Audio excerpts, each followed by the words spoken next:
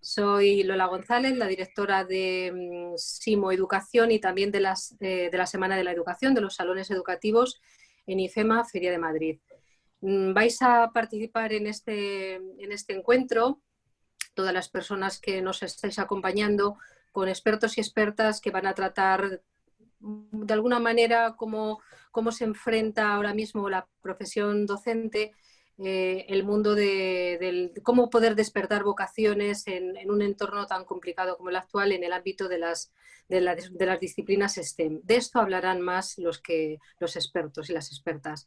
Nosotros, yo solo desde IFEMA, simplemente darles la bienvenida, agradecerles que se sumen a esta convocatoria, recordar que lo estamos haciendo en el marco de la Semana de la Ciencia de Madrid, que está promovida por la Consejería de Universidades e Innovación organizada y a través de la Fundación Madrid I+D. Les agradecemos a todos ellos el apoyo y el que hayan incluido esta iniciativa dentro del programa. Y simplemente también recordar que es objetivo de esta convocatoria, de los expertos y expertas con los que trabajamos, de la comunidad educativa para la que organizamos todos nuestros eventos, el intentar crear una verdadera red educativa que aprenda a cambiar y que de alguna manera sirva para pensar y repensar los modelos de aprendizaje, los modelos de la escuela, porque creemos en la educación de calidad, porque creemos en una escuela diversa, en una escuela competente, en la que todo el mundo tenga cabida. De forma que esperamos que disfruten muchísimo de este encuentro. Los expertos y Nuria, la experta que están aquí participando, lo van a hacer muy dinámico, saben muchísimo de su materia y bueno, habrá un foro finalmente en el que podréis participar todos vosotros, todas vosotras. También recordaros que esto forma parte como un primer eslabón de un encuentro virtual que vamos a tener en el mes de marzo, un summit, un encuentro especial en el que vamos a hacer una parada para repasar y revisar cómo estamos afrontando la crisis del COVID y el impacto que ha tenido en la educación, cómo está afectando a la familia, a la docencia, al profesorado, en fin, a toda la comunidad educativa. Y esto será también un primer paso de SIMO Educación que esperamos que en noviembre se pueda producir de manera natural, como suele ser, en el que disfrutamos del encuentro personal, además de todos los complementos que la tecnología nos ofrece para hacer más rico y mucho más cercano a otros puntos geográficos un evento de este tipo. Recordarles que este es un trabajo que hacemos con Educación 3.0, la revista líder, podemos decir, en tecnologías para el ámbito educativo, y que disfruten mucho. Gracias por estar ahí, a las más de 1000 personas que se han inscrito de distintos puntos del mundo, y en especial nuestro cariño a Colombia, con la que nos une muchos profesionales y también ya afectivos, y que disfruten mucho de esta sesión. Hasta luego. Pues muchas gracias, Lola, por toda la presentación de este fantástico evento e iniciativa que habéis hecho. Y nada, yo sin más preámbulos vamos a presentar un poco a mis compañeros que tengo aquí conmigo, de los cuales pues hablaremos un poco de varios temas, todos enfocados hacia educación, pero sobre todo de ese aprendizaje STEAM integrado en las aulas y también en la situación en la que nos encontramos hoy, cómo eso repercute, ¿no? Si ya no nos conocéis, voy a presentarles, por si os habéis conectado ahora mismo, para que los conozcáis un poquito y veáis también el ámbito en el que se encuentran. Empiezo con Nuria Salán, presidenta de la Sociedad Catalana de Tecnología y también es profesora de la Escuela Superior de Ingeniería Industrial y Aeronáutica. Bienvenida, Nuria, un placer tenerte aquí. Muy buenas tardes, muchísimas gracias. Honor que me hacéis invitándome. Gracias a ti, Nuria. Luego tenemos a David Cierco, es el director general de Redes, es una entidad pública con el claro objetivo, sobre todo, de una digitalización en España, ¿no? A nivel económico, a nivel de formación de jóvenes, de emprendimiento. Así que, David, la verdad es que es un lujo tenerte por aquí también. Nada, encantado de estar aquí con vosotros y muchas gracias por la invitación. Vosotros y vosotras. Gracias. Luego tengo a Francisco Vico, es catedrático en inteligencia artificial. La verdad es que personalmente un tema también que me apasiona y un placer tener por aquí de la Universidad de Málaga. Y Francisco, bienvenido. Muchísimas gracias. Estoy encantado de estar con vosotros y espero que podamos vislumbrar nuevos caminos con lo que vamos a hablar. Seguro que sí, que nos va a aportar mucho, Francisco. Y finalmente tenemos a Ariel Torres, asesor y formador de educación en Colombia, y también dirige recursos tecnológicos, también una empresa dedicada a todo el tema de formación y proyectos STEAM allí en Colombia. Ariel, pues un gusto tenerte desde allí tan lejos, que oye, que has sacado este ratito para también estar con nosotros y darnos ese punto de vista desde, como decía Lola antes, desde un país que también tenemos mucha cercanía, ¿no? Hola a todos, hola Jorge, buenas tardes. Muchas gracias por la invitación, gracias a Simo por abrirnos este espacio y poder compartir aquí desde Colombia nuestras visiones de educación y específicamente lo relacionado con la educación STEM, que será un gusto poderlos acompañar. Genial, muchas gracias, Ariel. Pues nada, si os parece, arrancamos un poco con, como decía, hemos hablado, quiero que sea un poco, bueno, que conversamos, que sea diálogo, que sea abierto y que podamos, bueno, es enriquecer, ¿no?, a todas estas personas que tenemos al otro lado, que les damos la bienvenida y darle las gracias sobre todo por estar a esta hora aquí conectados y que bueno, pues podamos compartir con ellos y que les sea por lo menos muy productivo también, ¿no?, todo lo que les podamos aportar. Y nada, me gustaría empezar con la pregunta que abre un poco este webinar, ¿no?, que es el por qué es importante, ¿no?, el introducir el aprendizaje STEAM dentro de las escuelas, ¿no?, dentro de nuestros colegios o dentro de nuestras universidades, en el caso de que vayamos un poco más allá. Y me gustaría empezar, David, contigo por el tema, un poco esa visión global, ¿no?, que tienes desde redes, ¿no?, que es una visión de implicación más de esa digitalización de España. Y me gustaría, bueno, pues que abrieses un poco esta pregunta con esa perspectiva, ¿no? Muchísimas gracias, Jorge. Sin duda ninguna, estamos viviendo una de las etapas que suponen mayor reto para las administraciones públicas, para el sector privado y para los países, ya no solo en Europa, sino en el mundo entero, ¿no? Tenemos ahora mismo tres, agendas sobre la mesa, que es la transición ecológica, la transición digital y cómo superar la crisis económica, sanitaria y social provocada por el COVID-19, ¿no? Entonces, todo esto nos pone ante la necesidad de desarrollar nuevas soluciones, de desarrollar nuevas propuestas y que sin duda ninguna poner en marcha iniciativas de innovación, tanto en el ámbito privado como en el ámbito público. Estamos viviendo una época de cambio, yo creo que eso también hay que señalarlo, ¿no? Entonces, no estamos viviendo una era de cambios, como se está diciendo habitualmente, por la suma de todos los cambios tecnológicos que están produciendo, más los impactos que acabo de comentar, sino que estamos viviendo un cambio de era que aquí Francisco nos lo comentará muchísimo más en detalle, ¿no? Pero que, por resumir, porque tampoco en esta primera intervención me quiero extender mucho, podríamos decir incluso que nos estamos adentrando en la era digital o la era de la inteligencia artificial, ¿no? De la computación cuántica, de la computación cognitiva, de la Internet de las cosas, del 5G, de la realidad virtual. Y algunos lo definen como la cuarta revolución industrial. Entonces, siendo así, supongamos que es así, pues probablemente esta cuarta revolución industrial es lo que la segunda fue a la primera, que es la tercera, que esta es la cuarta, empieza por, digamos, la aparición de la microelectrónica y ahora se está extendiendo la digitalización en todos los ámbitos de la sociedad, en el ámbito privado, en el ámbito público, en el ámbito profesional. Entonces, en este momento de cambio, por dar algún dato, se dice que el 80% de las profesiones que va a haber en el año 2030 hoy no existen. Entonces, ¿dónde está la palanca que va a permitir, digamos, aprovechar todas estas oportunidades y dar estas oportunidades a las personas y a nuestro propio país, en este caso España, o al resto de países de personas que nos pueden estar escuchando? La palanca mágica, si es que la hay, pero bueno, la indispensable, probablemente no la suficiente, es el talento. Entonces, es muy importante que el talento se cuide a lo largo de toda la vida de profesional de las personas, incluso personal, por supuesto, pero especialmente en las etapas tempranas, en este sentido decirlo, en la educación obligatoria. Entonces, ese es el gran reto, ¿no? Prepararnos para esta cuarta revolución industrial, que ya la última idea que quiero dar, porque creo que transmitiendo demasiada información en muy poco tiempo, es que estamos viviendo más una revolución de demanda que de oferta.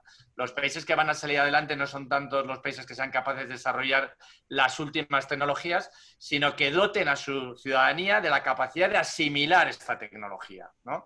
Tanto a nivel profesional como personal. El nivel medio, digamos, de las capacidades tecnológicas y digitales de la sociedad, ya sea trabajando para empresas tecnológicas o no, se tiene que elevar para que avancemos como país.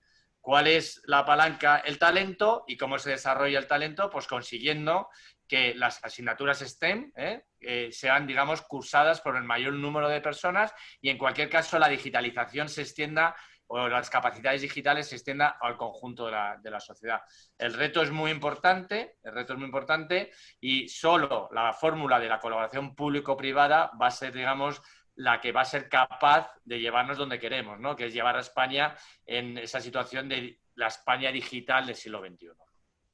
Efectivamente, y eso al final lo que implica también a veces un cambio educativo bastante importante, ¿no? De ahí lo que dices de la colaboración, de la parte privada y la parte pública. Al final, contra más abajo empecemos con ese cambio, mucho más productivo será a la hora de llegar a esos proyectos o trabajos del año 2030 que efectivamente, como decías tú, pues estamos enseñando cosas que probablemente no se estén dando ahora, ¿no? Y esto es un reto también muy importante, ¿no? Un poco por alusiones, Francisco, como comentaba David, desde el punto de vista un poco de la universidad, ¿qué perspectiva ves?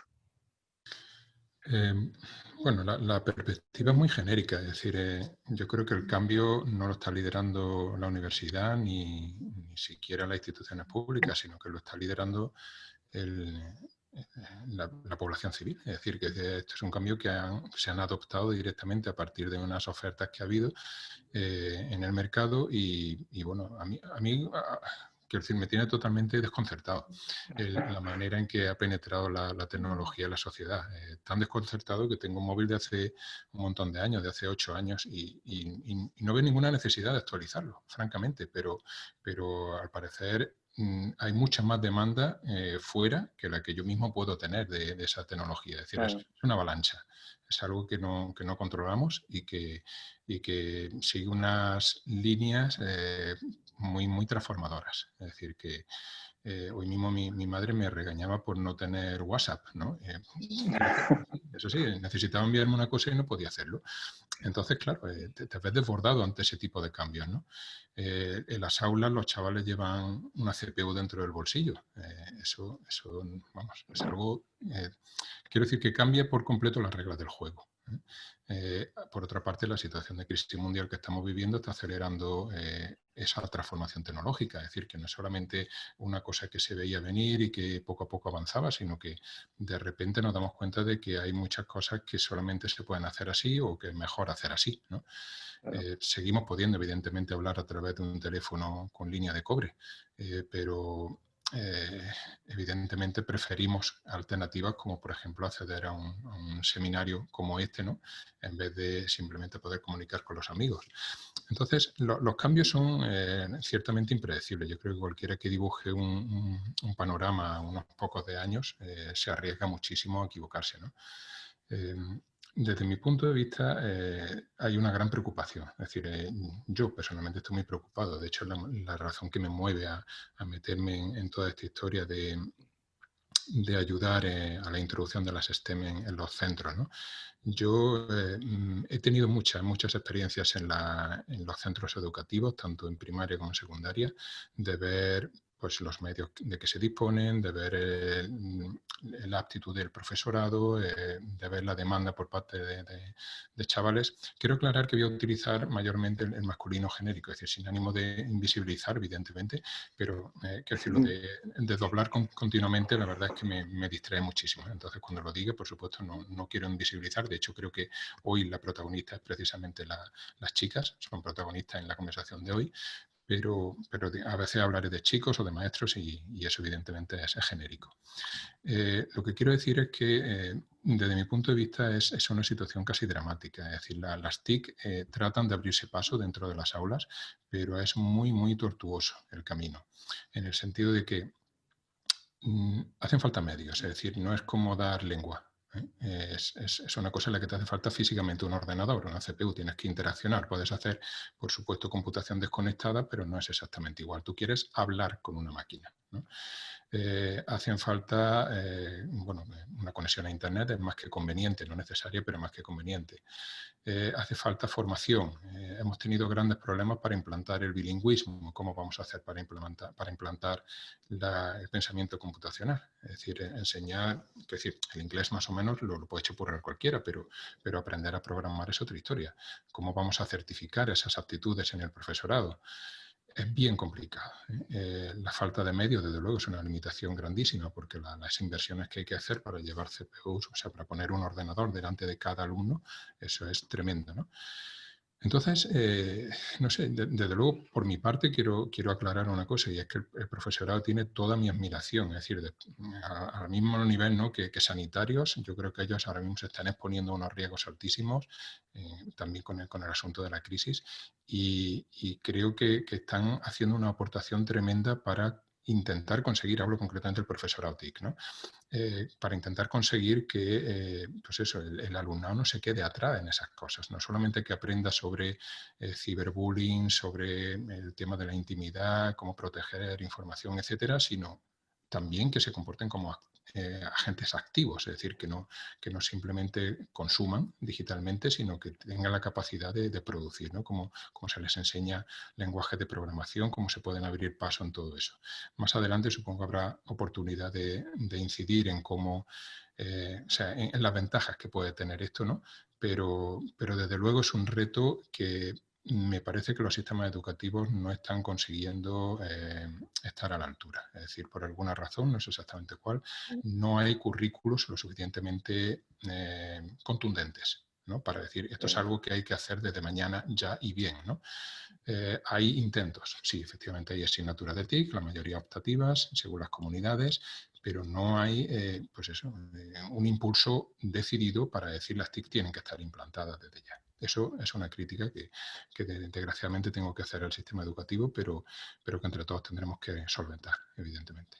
Efectivamente, Francisco, hay ahí una laguna un poco en la que nos estamos encontrando, ¿no? Hablabas tú muy bien de esa brecha que puede haber entre esa digitalización educativa, por una parte esos recursos y por otra parte la competencia digital, ya no solo del alumnado, sino del profesorado a la hora de poder impartir o dar ese conocimiento a los alumnos, ¿no? Me gustaba un comentario que has hecho con el tema y lo remarco, que es el tema de un poco del cambio de rol del profesor, ¿no? Ahora con una tecnología esas clases son diferentes, estás abriendo al alumnado a un mundo con un dispositivo conectado a Internet, donde probablemente ya la fuente de conocimiento plena no seas tú, sino eres un guiador o un mediador para guiar ese contenido o ese conocimiento, ¿no? Entonces, bueno, ahí de acuerdo contigo en esa propuesta y en esa opinión, ¿no? Y Nuria, yo no sé, como ha comentado también Francisco, el tema de crear esa necesidad también con los alumnos y el profesorado a la hora de integrar el aprendizaje STEAM. ¿Cómo lo ves tú? Bueno, yo sabéis que el discurso que tengo la sensación de oírme mucho diciéndolo, pero es que sigue siendo actual. Estoy totalmente de acuerdo con lo que ha comentado David y con lo que ha dicho Francisco, de que tenemos una revolución, la tenemos ya, de que tenemos que hacer para que las competencias digitales y las competencias TIC se inserten, que efectivamente la programación me da pánico pensar en aprender a programar, pero no me da miedo aprender una tercera o cuarta o quinta lengua en mi caso. Pero sí que es verdad que tenemos que conseguir animar a la juventud que tenemos en nuestras aulas a que sean absolutamente transversales. ¿Por qué? Justamente por lo que ha dicho David, porque el futuro no sabemos cuáles serán sus profesiones. Si ahora tuviéramos que decir en qué trabajarás de aquí a 20 años, los nombres de esas carreras ni van a existir. Y voy al tema de cuando los chicos, las chicas tienen que escoger qué van a hacer en la vida. ¿En qué se basa nuestra juventud para escoger itinerario de vida? Uno de los elementos básicos son los modelos, los referentes. En primaria, las maestras mayoritariamente tienen maestras y los maestros que son los que acompañan en los años de decisión, los primeros años de decisión, se estima que están alrededor de los 10 años, como apuntaba David, la primera infancia que es el primer momento de curiosidad, en este momento en que la juventud empieza, o la infancia, empiezan a tener esos cajoncitos con opciones de la vida delante de ellos y dicen, esto me gusta, esto no me gusta. Ese es el momento en el que tienen que tener toda la información o tanta información como sea posible. Y tenemos un problema, porque la información que tienen a esas edades está muy... no querría ser incómoda con la palabra, no quiero utilizar la palabra sesgo porque tiene implícita como una intencionalidad y no es el caso, pero sí una parcialidad. ¿Por qué?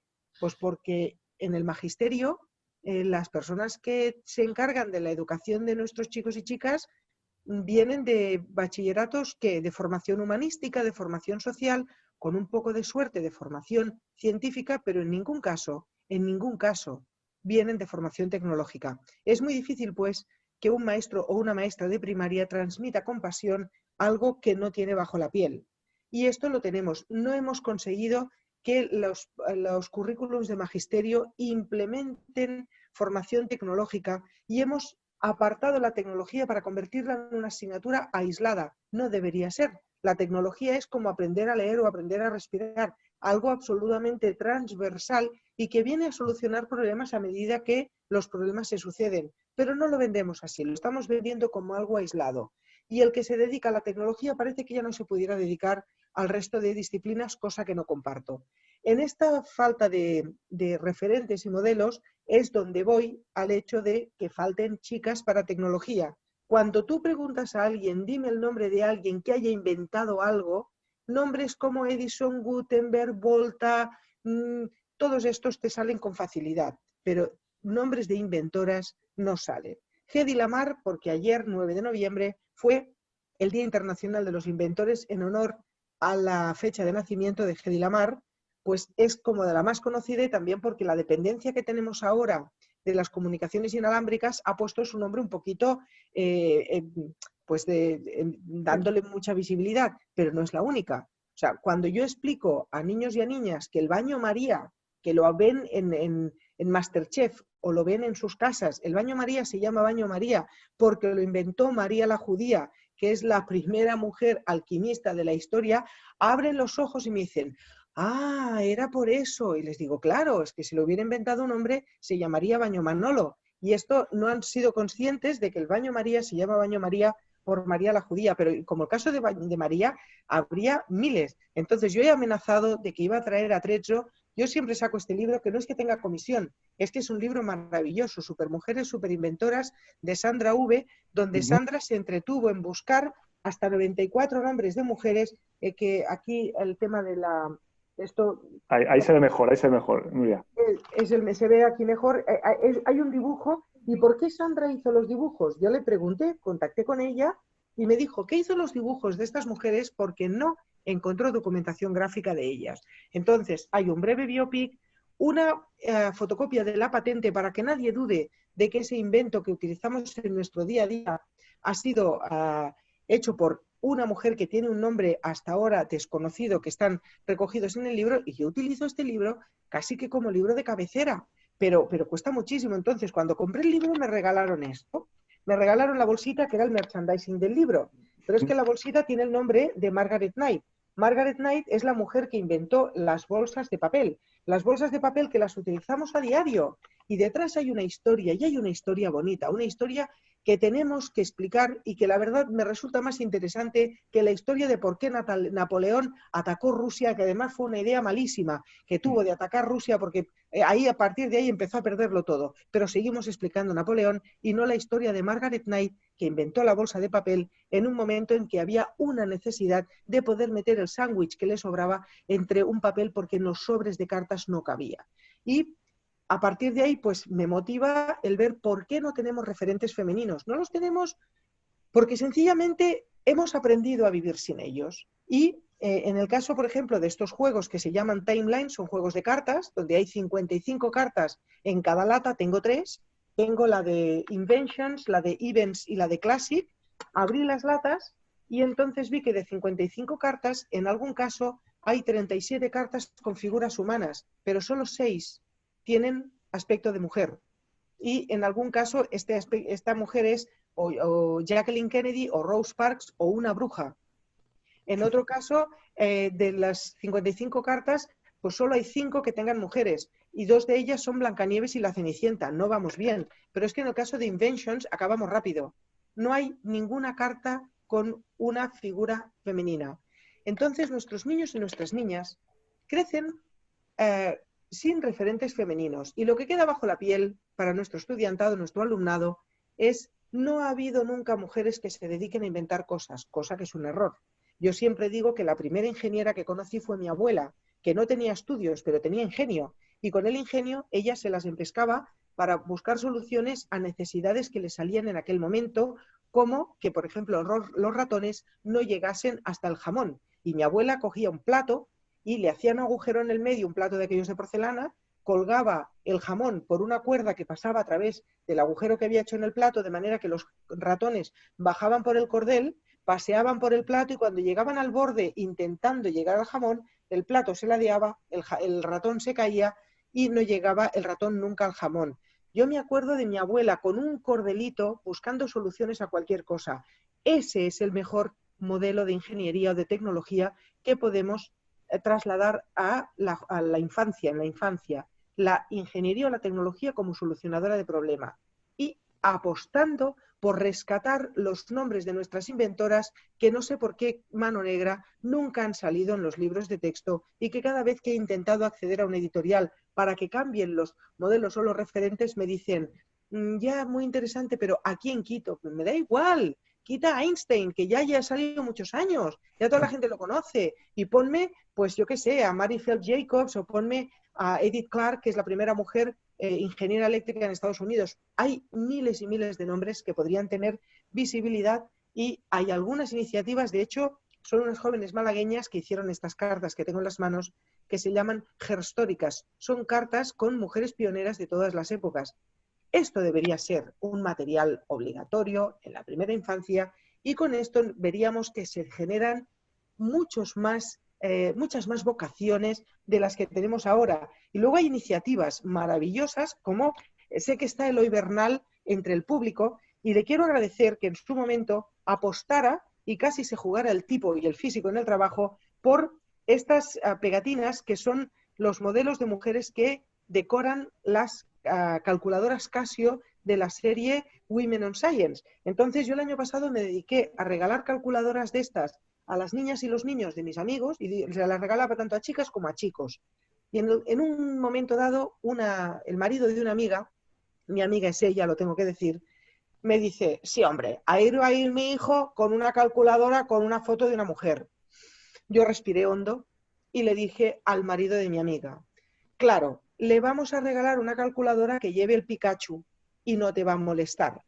Y entonces, claro, el hombre aquel se incomodó y ese es el problema que tenemos.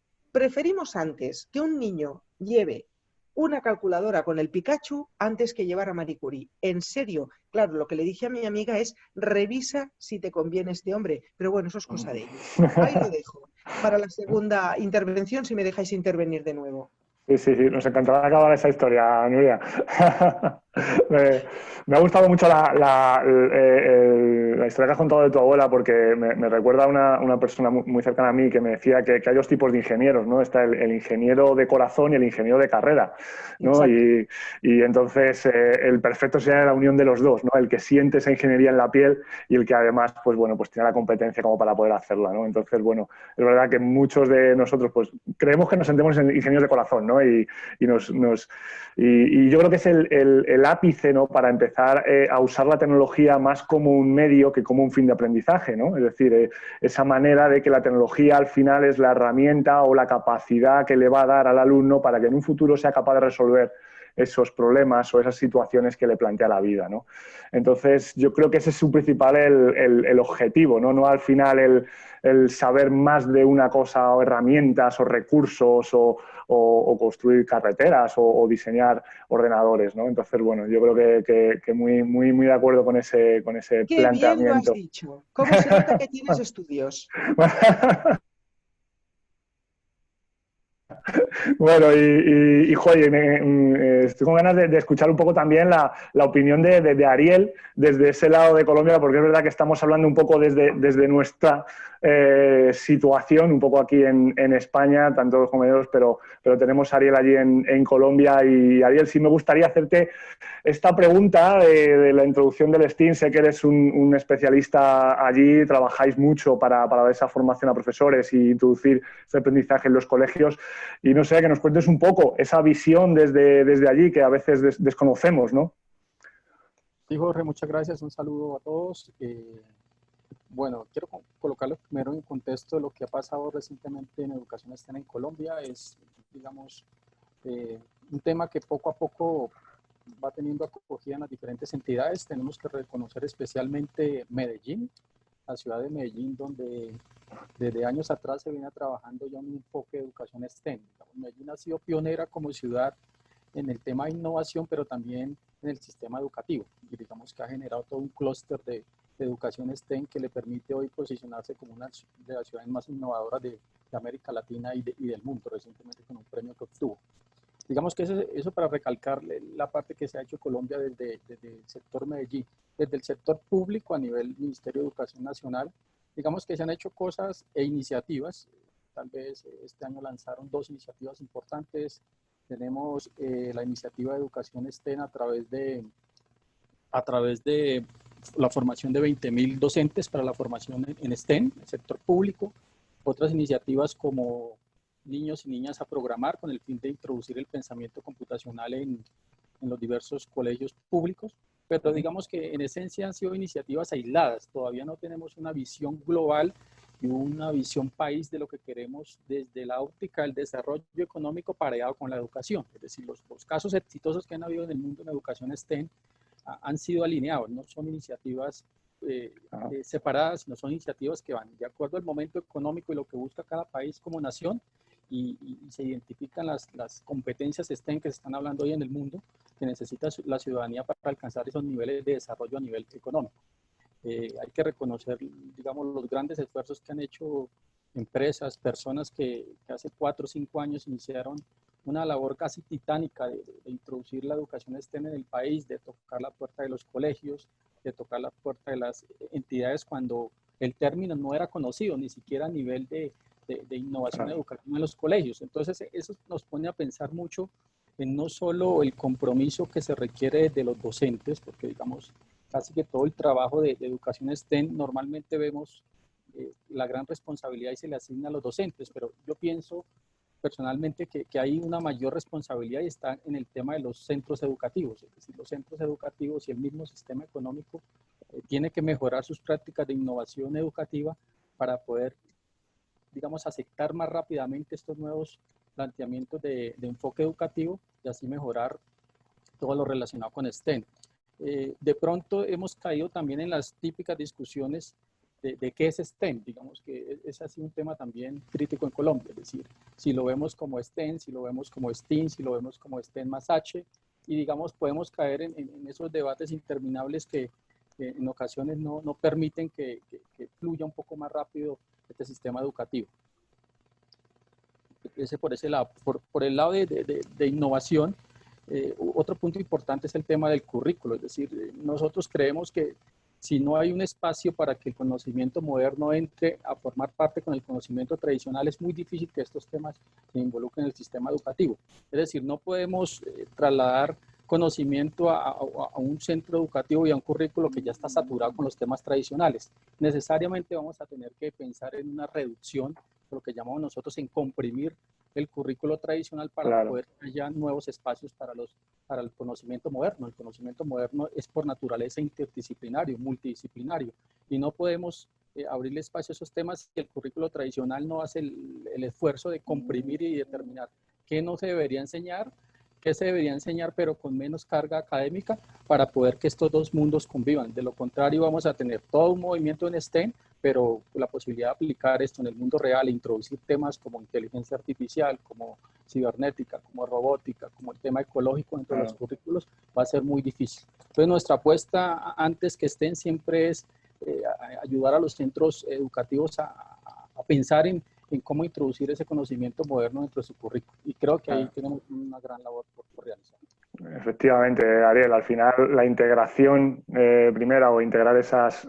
hablábamos de esas TIC antes en el aula, pero es verdad que probablemente es un paso primero antes de hablar de STEAM, antes de introducir ese aprendizaje de STEAM que bueno, que al final son Science, Technology, Arts and Maths, son matemáticas, ¿no? Es todo un poco, y creo que era Nuria la que lo comentaba antes, la transversalidad, ¿no? de estas disciplinas, ¿no? Es decir, al final lo que hacemos es, por medio de proyectos o por medio de trabajos o por medio incluso del aprendizaje en sí, el poder unir esas asignaturas dentro del aula que formen un uno, ¿no? Es decir, al final esas matemáticas con ese arte o esa tecnología Exacto. O esa science, es decir, que todo viajen hacia el mismo camino y que tengan un compás a la hora de llevarlo al aula y que tengan un aprendizaje. Es verdad que para eso tienen mucho trabajo, ¿no? Lo comentaba antes Francisco también y David con la integración, la formación al profesorado, la formación hacia el alumno, la competencia, ¿no? Y entonces, bueno, yo quería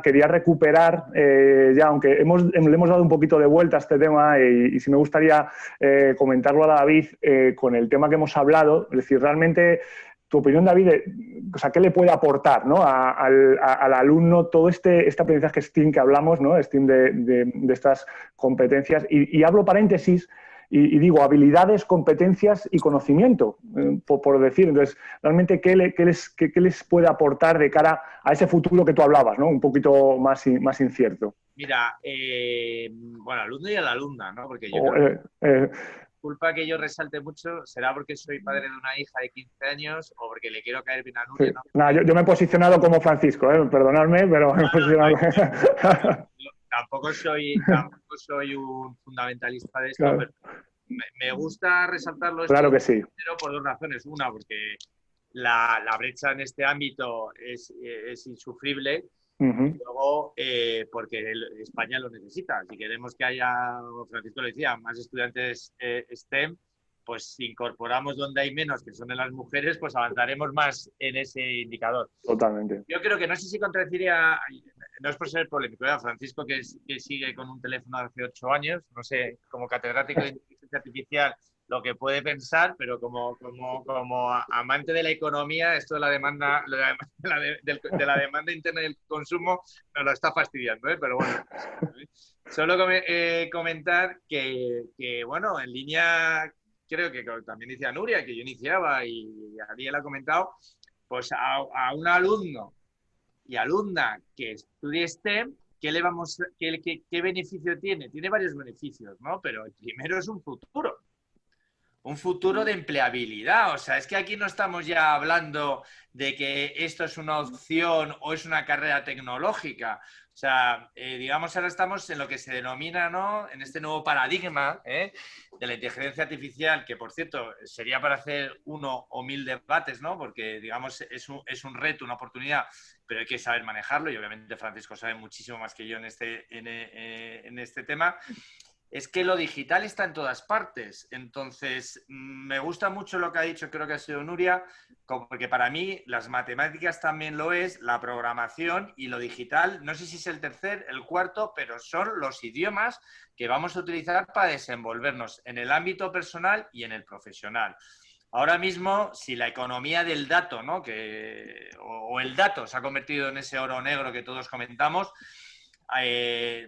va a ser muy difícil que nadie que no tenga, digamos, capacidades sobre las cuales poder actuar y poder desenvolverse en un entorno donde el dato, los datos, la digitalización, la inteligencia artificial, comercio electrónico, la realidad aumentada y demás son las que van a dar las oportunidades a las empresas y a las personas para desarrollarse, pues van a estar en una situación de deficiencia muy importante. No lo digo yo, lo dice la Comisión Europea. El 90% de los puestos de trabajo actualmente, de los cuales la minoría son trabajos tecnológicos, requieren ya de capacidades digitales básicas y medias. El 90%.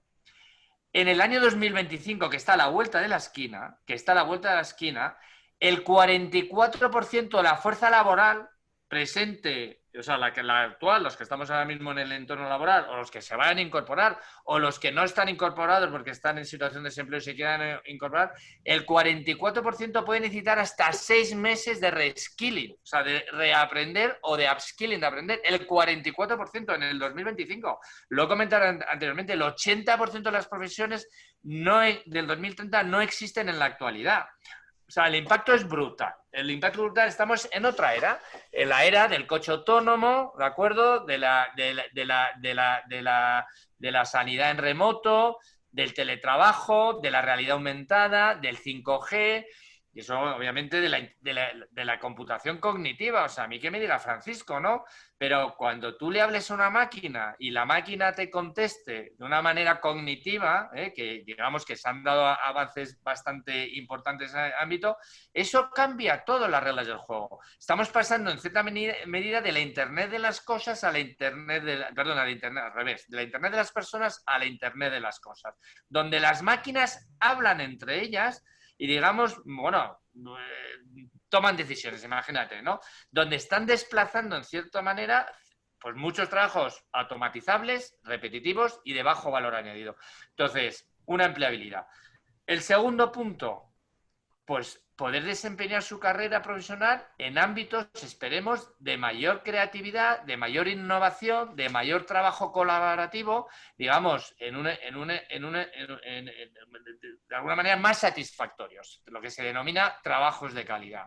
Entonces, bueno, oye, que en una profesión, dos, una profesión de calidad. Entonces, te vas a poder desempeñar en un entorno donde el valor que tú vas a generar va a ser mayor, ¿de acuerdo? Y va a ser mayor para la empresa, para el país, pero también para ti mismo, ¿no? Y ya por terminar, oye, pues es que es la era que nos ha tocado vivir, ¿no? Es el nuevo idioma. Termino como empezaba, es un idioma más. Yo creo que las matemáticas, y además Francisco lo ha dicho perfectamente, tenemos que revisar la manera como enseñamos. Obviamente luego hablaremos de género, el tema de los roles, ¿no? Pero yo, oye, cuando estudio con mi hija las matemáticas y veo cómo se estudian, digo, pues esto es un idioma, se tiene que enseñar como un idioma y está todo el mundo enfocándolo al resultado, al cálculo, ¿no? A conseguir un resultado numérico. Objetivo. Vale. Exacto, si es que no es así, si es que es un idioma, la programación es un idioma. Entonces tenemos que alfabetizar a la población y a todos porque va a ser igual de deficiente una persona que no sepa leer o escribir o no tenga comprensión lectora, capacidad de comunicación y de redacción, que una persona que no tenga competencias digitales medias, o sea, básicas, básicas lo mínimo, o sea, lo mínimo en el ámbito personal, medias en el ámbito profesional y avanzadas dependiendo de los trabajos que desarrollen. Entonces, el mensaje a la gente joven, oye, esta es vuestra oportunidad, por un lado, pero también es vuestro reto. Entonces, y ahí Francisco lo dice perfectamente, claro, es que esto no pasa de cualquier manera. Hay que poner en marcha políticas públicas y modificar los sistemas de enseñanza, ¿no? Que de eso podríamos hablar muchísimo. Pero desde luego, no voy a decir que estamos en una situación de emergencia nacional, porque obviamente sería muy dramático, pero desde luego no estamos jugando al futuro, ¿no? Claro, efectivamente. Sí, la verdad es que hay que apurar esta situación para poder plantearnos y mirar un poco más allá de este medio plazo, la verdad. Completamente. Yo quería, Francisco, a raíz, y voy a aprovechar un poco de tu expertise sobre inteligencia artificial, ya que ha aprovechado el tema, sobre estas, hablábamos de estas altas tecnologías, ¿no? Para poder incluir en las aulas o la parte educativa y lo que puede aportar esto a los alumnos, pero no sé, quiero saber un poco tu opinión sobre cómo integrar, ¿no? O cómo nos puede ayudar, por ejemplo, la inteligencia artificial o tecnologías como la realidad aumentada, comentaba antes David, a nivel de clase, es decir, a nivel de aula o a nivel de aprendizaje. Es verdad que estamos viendo algunos ejemplos como la inteligencia artificial, pues en un ámbito, en una capa un poco superior, ¿no? De plataformas que nos ayudan a personalizar más el aprendizaje, a poder marcar más pautas más concretas sobre los alumnos en su aprendizaje, en sus etapas de conocimiento. Pero en otra capa más abajo, es decir, dentro de a lo mejor del aula o al profesorado o a esa competencia del profesorado, ¿cómo ves, ¿no? esa aportación que nos puede dar esta tecnología, Francisco? Bueno, lo primero, por alusiones, quería decirle a David que no es solo que tenga 8 años, mi gran objetivo es quitármelo de encima. Y animo a todos a hacerlo. Es decir, desde el punto de vista de la productividad, no tener móviles es una experiencia, una mejora de calidad de vida tremenda.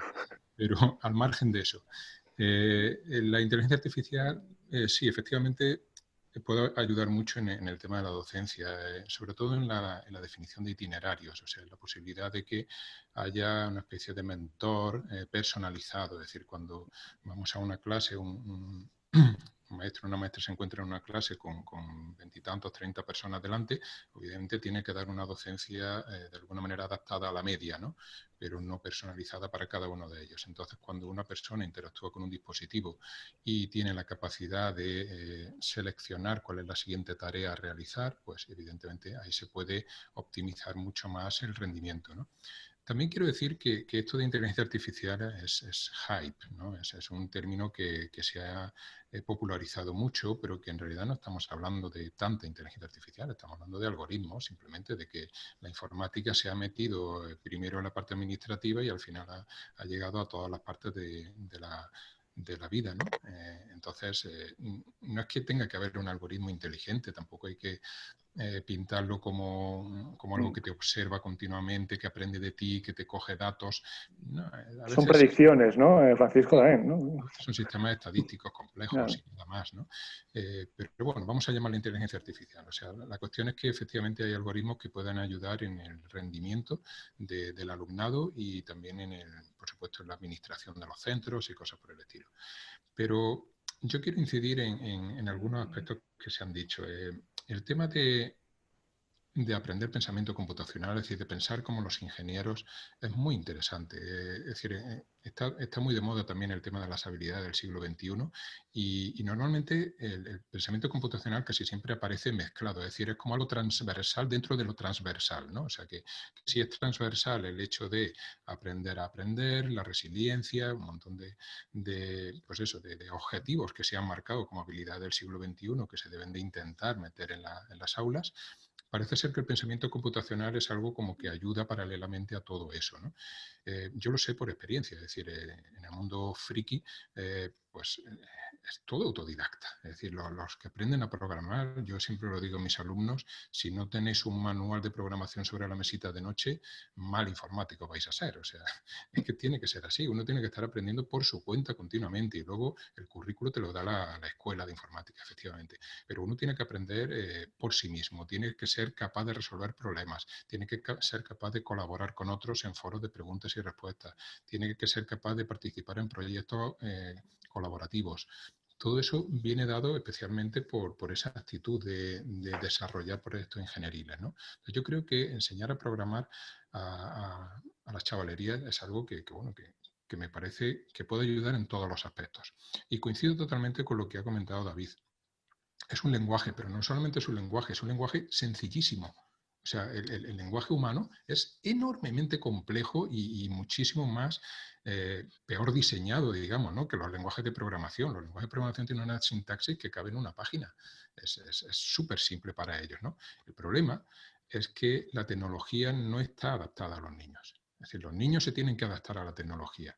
Y fijaros cuál es la experiencia. Siempre suelo contar esta especie de chascarrillo, ¿no? Porque es algo que me ayuda a ilustrarlo. En los años 80 hubo un boom de la programación en España. Y la principal razón es que había ordenadores personales como Spectrum de Sinclair o Commodore, etcétera, que eran programables, que eran muy fáciles de programar. O sea, tú te sentabas delante del ordenador y lo primero que te salía a la pantalla era la línea 10 para empezar a programar en BASIC. Y tú tenías que escribir programas o copiarlos de una revista o traértelos de un amigo o algo así, ¿no? No había internet, no había redes sociales y entonces eso era todo lo que se podía hacer. Había lenguajes sencillos como BASIC, que es un malísimo ejemplo de lenguaje de programación, es decir, nadie pondría BASIC como un buen ejemplo, ¿no? Es un lenguaje lamentable, pero es muy fácil de aprender. Y entonces una vez que entras, ya solamente tienes que ir subiendo escalones, ¿no? Para irte hacia otros paradigmas de programación, etcétera. Y sin embargo, ahora que tenemos ordenadores de manera ubicua, que son muchísimo más potentes, que no hay que estar peleando con 48K, sino que tengo gigas y gigas de memoria, ¿por qué no? ¿Por qué no es mucho más fácil acceder? Pues no tenemos que aquellos teclados de los años 80, solamente con eso.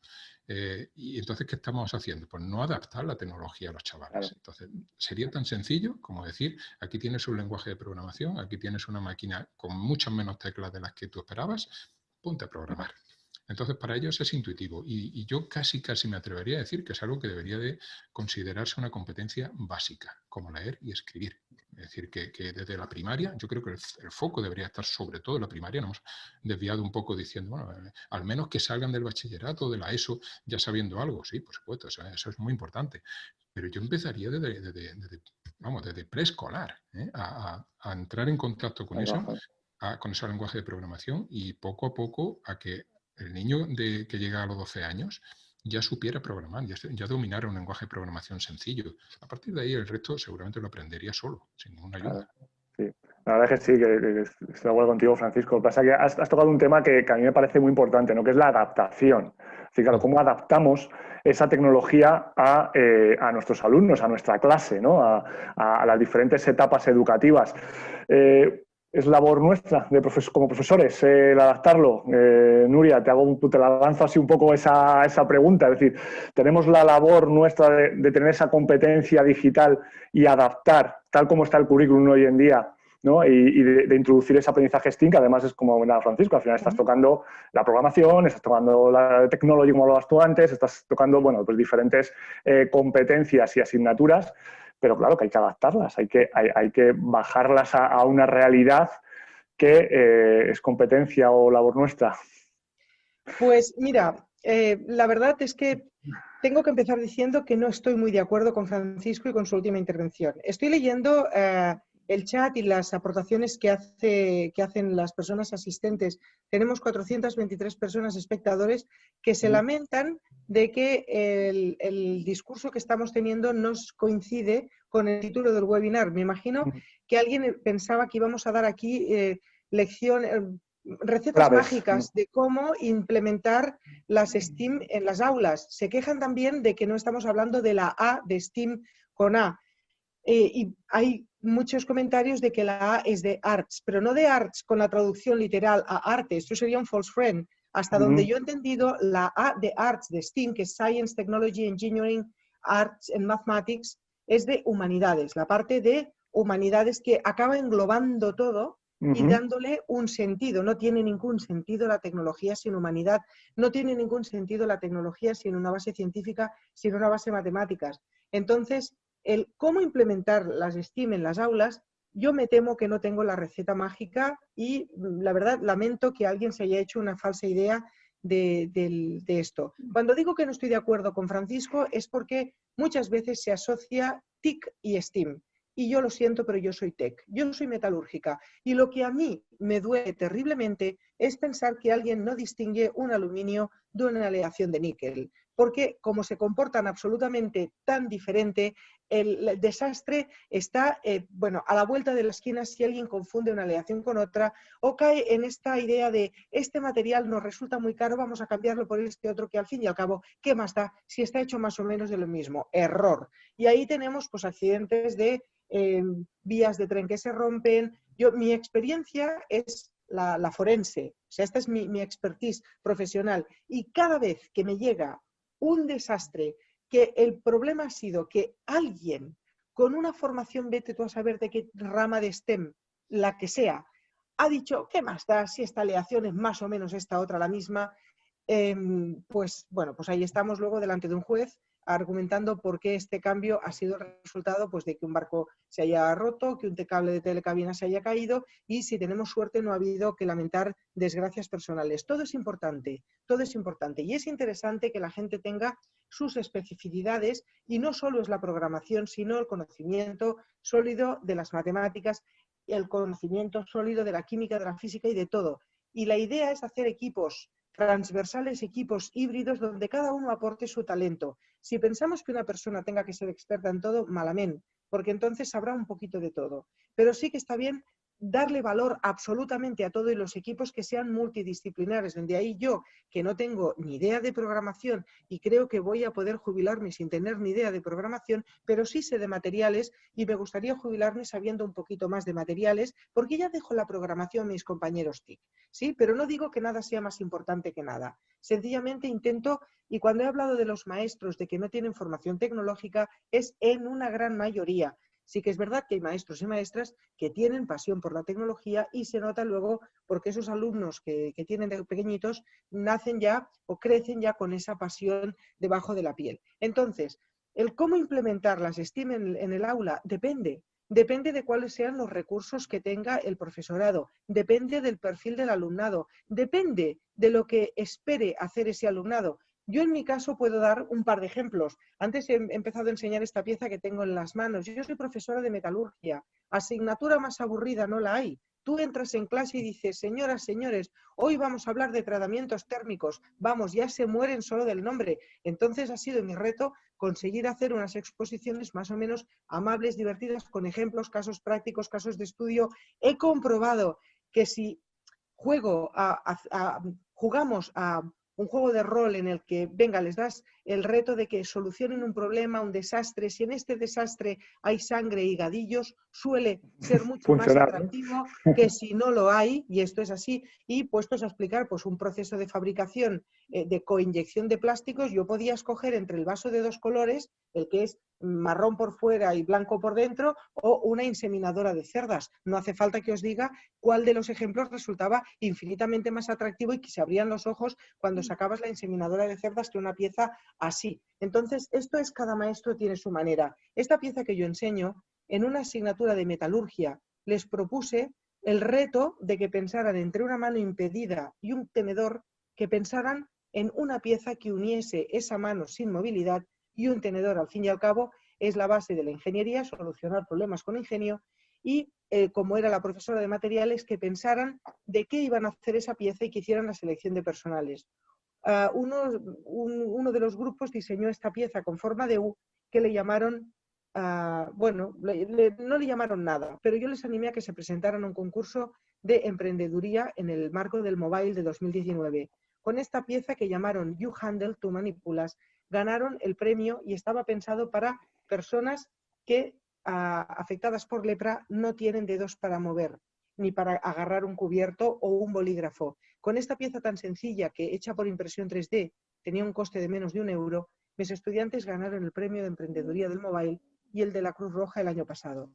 Este es un ejemplo de cómo tú das un poquito de alitas al estudiantado y ellos te demuestran que te superan ampliamente. Entonces, me he pasado la vida, mis últimos 20 años de vida profesional, buscando ejemplos para poner como retos en clase y que ellos y ellas busquen la mejor manera en la que puedan aplicar. El aprendizaje basado en problemas, para mí, es la mejor manera de implementar. Y ahí queda la creatividad del profesorado y a los espacios de compartir buenas prácticas, que he aprendido mucho de mis colegas, de mis homónimos, y en los congresos a los que yo asisto son congresos de profesores de materiales en los que veo cómo ellos lo han hecho o cómo ellas lo han hecho y aprendo de mis colegas. Entonces, lamento decir que no tengo la receta mágica, la pasión. Eso sí que es imprescindible. Si el docente tiene pasión, ahí encontrarás la manera de que tu alumnado también llevártelo a tu terreno. Y sí. Ya. No, exactamente. Al final, Nuria, lo que tú sientas es lo que vas a proyectar sobre los alumnos, y eso está clarísimo, ¿no?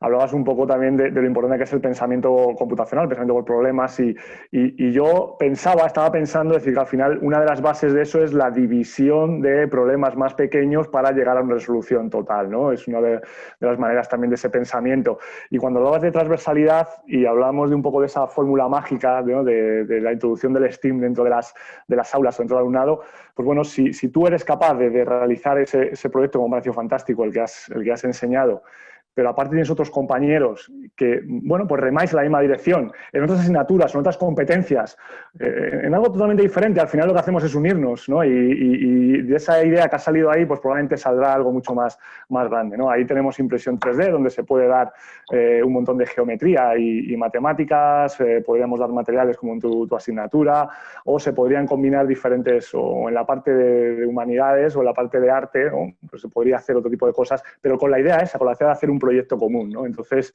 yo creo que no es que sea la fórmula mágica, no es que sea la clave, pero sí puede ser el camino, ¿no? El tener una transversalidad, el que esa tecnología esté por encima, o ese STEAM esté por encima del resto y tú cada uno se pueda aprovechar de la parte que necesita, ¿no? Entonces, bueno, es un poco ahí, también he querido aprovechar ese chascarrillo también para comentarlo, ¿no?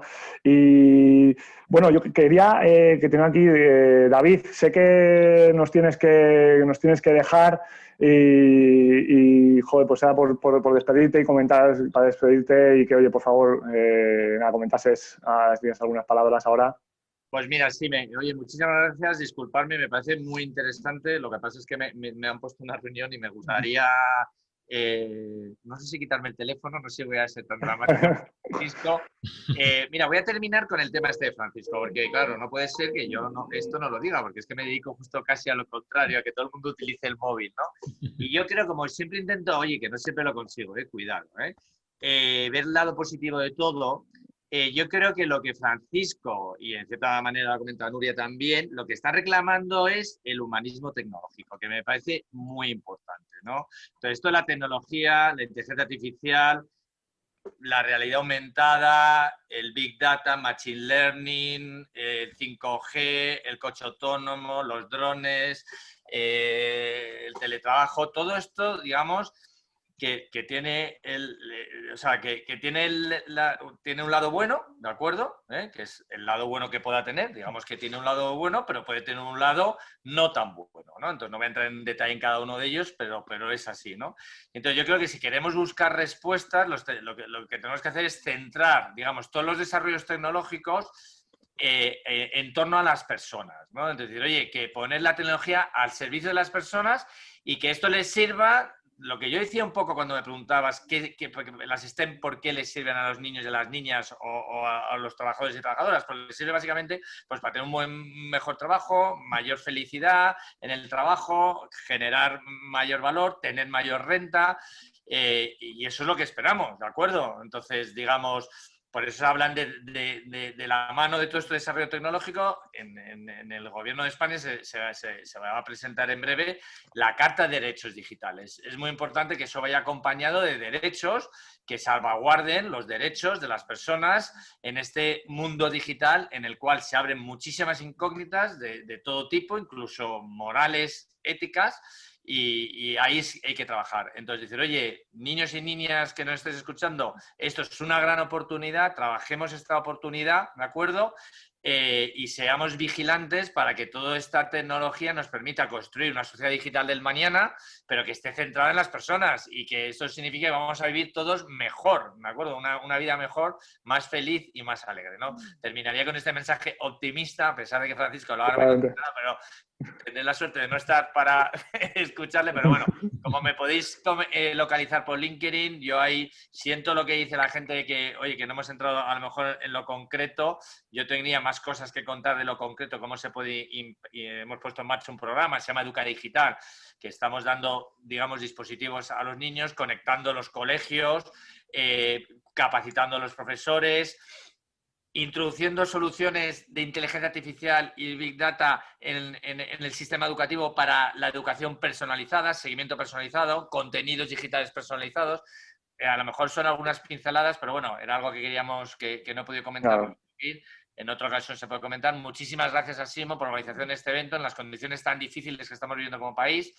No lo he dicho al principio, pero bueno, oye, que siempre estamos pensando en la gente que lo está pasando mal, a nivel personal y profesional, pérdidas profesionales, las empresas, las administraciones, que también es un reto, y oye, ahí estamos, intentamos acompañar a todo el mundo en su esfuerzo, y no quiero terminar tampoco así en plan meeting, ¿no? Pero bueno, digamos que vamos a ver si entre todos, como decía yo Biden el otro día, unidos, ¿no?, construimos una sociedad digital mejor para todos y para todas. Muchísimas gracias. Pues muchas gracias, David, por la intervención. Un saludo y continuamos. A ti, David. Bien. O sea, que nos ha tenido que dejar David. Continuamos con nuestro webinar. Tenía ahí, después de hablar con la intervención de David y Nuria, que hemos hablado, me gustaría, tenía yo aquí una pregunta para Ariel, porque estábamos hablando sobre el tema de un poco de lo que nos aportaba, ¿no?, este aprendizaje STEAM en los alumnos, pero Ariel, te quería preguntar un poco por el profesorado de allí, de Colombia. Sé que has comentado antes bueno, pues las dificultades, ¿verdad?, la que os encontrabais con el tema del currículum, cómo casi va en paralelo, ¿no?, esta tecnología o esta tecnología educativa o esta introducción del STEAM o de las, ¿cómo se llama?, o de las TIC, ¿no?, si nos alejamos un poquito más de la parte más tecnológica. Pero, ¿cómo lo ves? O sea, ¿realmente qué le está aportando allí, ahora mismo, o cómo se está inicializando, ¿no?, esa competencia a nivel de profesorado allí en Colombia? Sí, Jorge, gracias. Bueno, como les comenté al comienzo, Colombia ha venido dando pasos, consideramos lentos, pero pasos para enfocarse en una educación en STEAM. Y eso, digamos, implica necesariamente tener una fuerza de profesores altamente calificados en STEAM. Es decir, no hay un sistema educativo en STEAM en el mundo que haya funcionado sin incluir el currículo, los profesores, obviamente, y los estudiantes. O sea, es clave que esos tres factores estén altamente enfocados hacia la educación STEAM. Cuando me refiero a currículo, me refiero a un currículo moderno. Insisto nuevamente en ese aspecto. Es que es muy difícil enseñar educación STEAM si tomamos las mismas bases de las materias tradicionales, tratando de encontrar nuevos enfoques educativos. Entonces es supremamente importante tener un currículo moderno y armonizado con una sociedad en la que vivimos. Es decir, una educación de calidad empieza por ofrecerle a las personas la posibilidad de desarrollarse y de poder tener una mejor calidad de vida. Y me voy un poco a estas cifras para volver a la pregunta que me hacías. Recientemente estuvimos monitoreando un poco de qué se gradúan las personas en Iberoamérica, y se los voy a compartir porque son datos de Iberoamérica. Es decir, finalmente cuando las personas van a la universidad, ¿de qué se están graduando? Y resulta que en Colombia, en cifras del año 2007, más o menos en Iberoamérica tenemos unos 30 millones de estudiantes de educación superior matriculados. Esa es más o menos la tasa del 2017 y se gradúan al año unos 4 millones de estudiantes en educación superior. Pero las cifras para el caso de Colombia y para el caso de Iberoamérica son más que preocupantes. En Colombia, cifras del 2017, de esos, digamos, del bloque de los 4 millones de Iberoamérica, Colombia gradúa el 46.2% de los estudiantes en administración de empresas y de derecho. O sea, Colombia tiene unas tasas más altas de carreras no STEM, por decirlo de alguna manera. Claro. Entonces eso preocupa porque finalmente las carreras STEM van a ser son carreras de base de cuarta revolución. En México, que la tasa versus Colombia termina siendo muy similar, es del 38% de los graduados de educación superior escogen administración y derecho. En México ese 38%, el 20% al 2017 estaban desempleados. Al 20% de esos estudiantes que invirtieron en una universidad, en un centro de educación superior, porque la educación finalmente es una inversión para mejorar la calidad de vida, para poderse insertar en la sociedad y ser parte de ese desarrollo y de esa economía de la sociedad. El 20% de los estudiantes mexicanos graduados de 2017 de administración de empresas estaban desempleados y el 56% estaban sobrecalificados, es decir, finalmente estaban con un empleo, pero no estaban seguramente remunerados al nivel de inversión que hicieron. Y eso para devolverme un poco a que los sistemas educativos en educación superior están recibiendo finalmente la materia prima, por decirlo así, los estudiantes que vienen de la primaria y de la secundaria. Y ahí en la primaria y la secundaria es donde realmente debemos hacer el gran esfuerzo en la educación STEM, como lo decía Francisco. Es desde el kinder, primaria, secundaria, donde realmente el estudiante se debe ver enfrentado a recibir una educación STEM que le permita al final escoger una carrera que le permita a su vez ser una persona activa económicamente y aportar a la sociedad en mayor sentido. Por ese tema en cuanto a cifras generales. Y una cifra aún más preocupante en cuanto a carreras TIPS, es decir, carreras que sabemos que van a ser apoyo a la cuarta revolución. En Iberoamérica estamos en el 4.2% de graduados en carreras TIPS. Mal contado, si multiplicamos ese 4.2% por 4 millones, estamos hablando de que solo estamos graduando al año 160.000 profesionales en carreras TIPS. Solo Colombia necesita para el 2030 150.000 profesionales TIPS. Entonces, realmente, cuando hablamos de una calidad de educación, no solo hablamos de reconocimientos, sino hablamos de poderle ofrecer a la gente la posibilidad de que con lo que paga tenga una calidad de vida sustentable. Hoy en día es Yo considero que una calidad de educación no puede seguir viéndose únicamente a partir de sellos, a partir de reconocimientos, sino ser conscientes de que lo que le estoy cobrando a las personas y le estoy dando una educación que le permita que cuando salga al mercado laboral sea activo. Porque imagínense la cantidad de personas que están quedando frustradas, y alguien lo decía, porque no tienen empleo, ya tienen un título, pero no tienen las competencias que requiere para funcionar en esta sociedad. Y esas competencias necesariamente son competencias STEM, que ya están debidamente, digamos, identificadas, son competencias relacionadas con el manejo de datos, con el pensamiento computacional, competencias relacionadas con la resolución de problemas, y es aquí donde realmente la educación STEM puede hacer su mayor aporte a la sociedad y al tema de la equidad como tal. En cuanto a los profesores, el reto es grande. Digamos, Colombia ha tratado de hacer algunos impulsos y algunas políticas en educación pública. Les decía que este año hubo una primera convocatoria para formar 20.000 docentes en educación STEM, pero digamos, si no se aborda como política nacional, 20.000 docentes va a ser una parte muy pequeña de la población educativa. Y los profesores lo están viendo como algo impuesto del gobierno nacional. Es decir, el gobierno nacional es el que dice vamos a dar una práctica STEM y cierto grupo de profesores la están haciendo. Si pensamos la educación STEM como una política atada al modelo económico y logramos convencer a todos los actores del sistema educativo, sería más fácil que los profesores acompañaran este tipo de procesos porque no se verían como algo impuesto. Debería como un objetivo a nivel nacional. Y el tema es que no hemos podido definir cuáles son las competencias STEM y cuál es el modelo económico que requerimos como nación para a su vez desarrollar eso desde las bases educativas. Eso en cuanto al tema de docentes. Hay muy buenas iniciativas, especialmente más enfocadas a lo que decía Nuria, como en el tema tecnológico, más enfocadas al pensamiento computacional, a desarrollar habilidades tecnológicas, pero el gran bloque de educación STEM sigue estando por abordar casi en su totalidad. Seguimos, son iniciativas muy privadas, son iniciativas de compañeros, colegas, empresas, que tratamos de convencer a los colegios de estas bondades, pero como plan macro a nivel nacional todavía no ha empezado a funcionar educación STEM en el caso Colombia. Muy interesantes los datos, Ariel. La verdad es que creo que nos ha aportado mucho y nos ha puesto un poco en realidad el tema de Iberoamérica y en caso concreto el de Colombia, ¿no? Muchas gracias por esa información.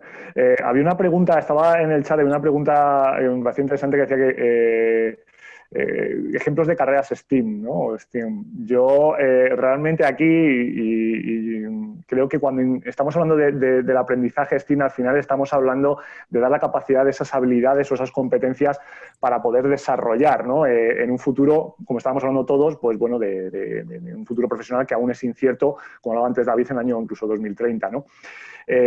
Yo creo que al final, cuando nosotros estamos dando estas habilidades a los alumnos, es cuando pues bueno, les damos, al final ellos van a estar en un futuro en el que da igual un poco a lo que se dediquen, que la tecnología les va a tocar de manera directa o indirecta, ¿no? Y ya no hablo de la parte más tecnológica ni de la parte más tech, sino medicina, por ejemplo, incluso derecho. O sea, prácticamente, y Francisco ahora lo puede comentar, o sea, la inteligencia artificial o este tipo de alta tecnología se está integrando ya en estos ámbitos.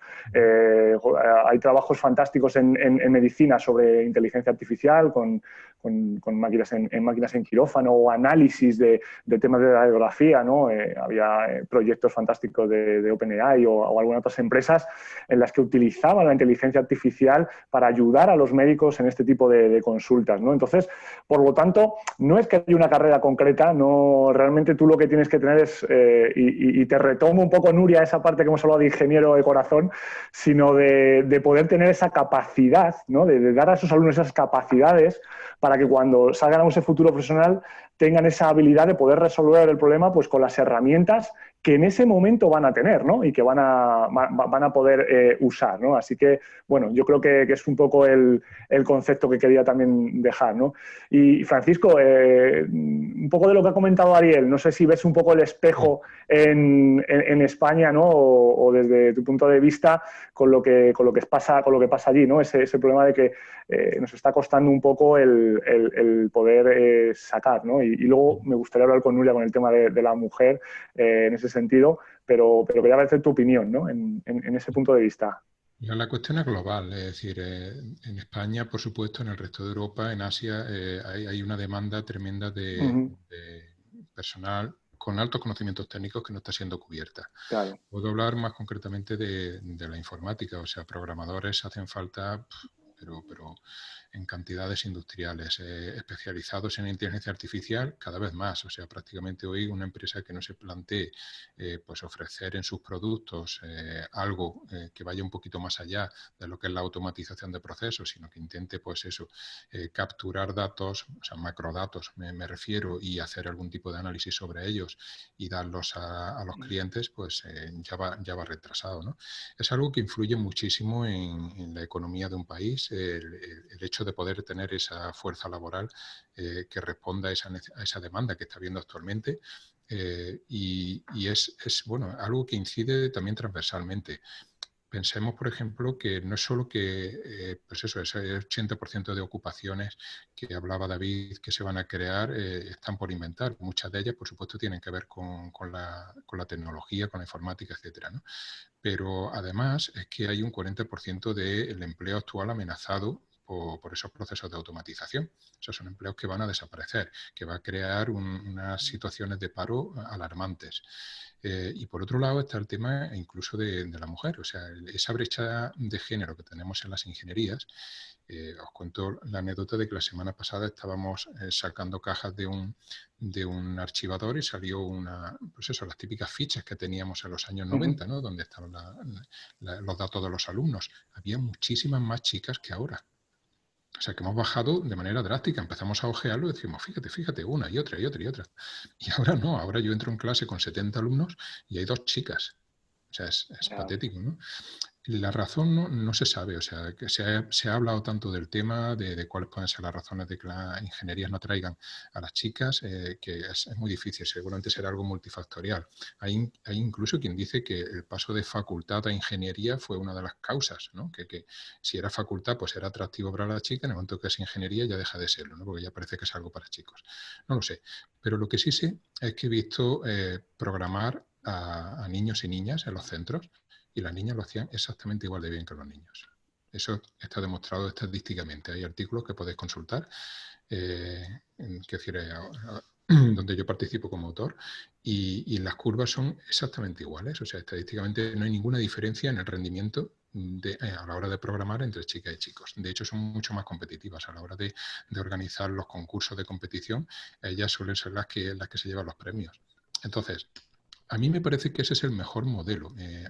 Aludiendo a lo que decía Nuria al principio, hacen falta modelos, pero yo creo que no tanto modelos de hace siglos o milenios, sino modelos de ahora. Es decir, ahí tenéis, por ejemplo, la serie Big Bang Theory, donde puede haber una neurocientífica, puede haber una química, pero no hay una informática.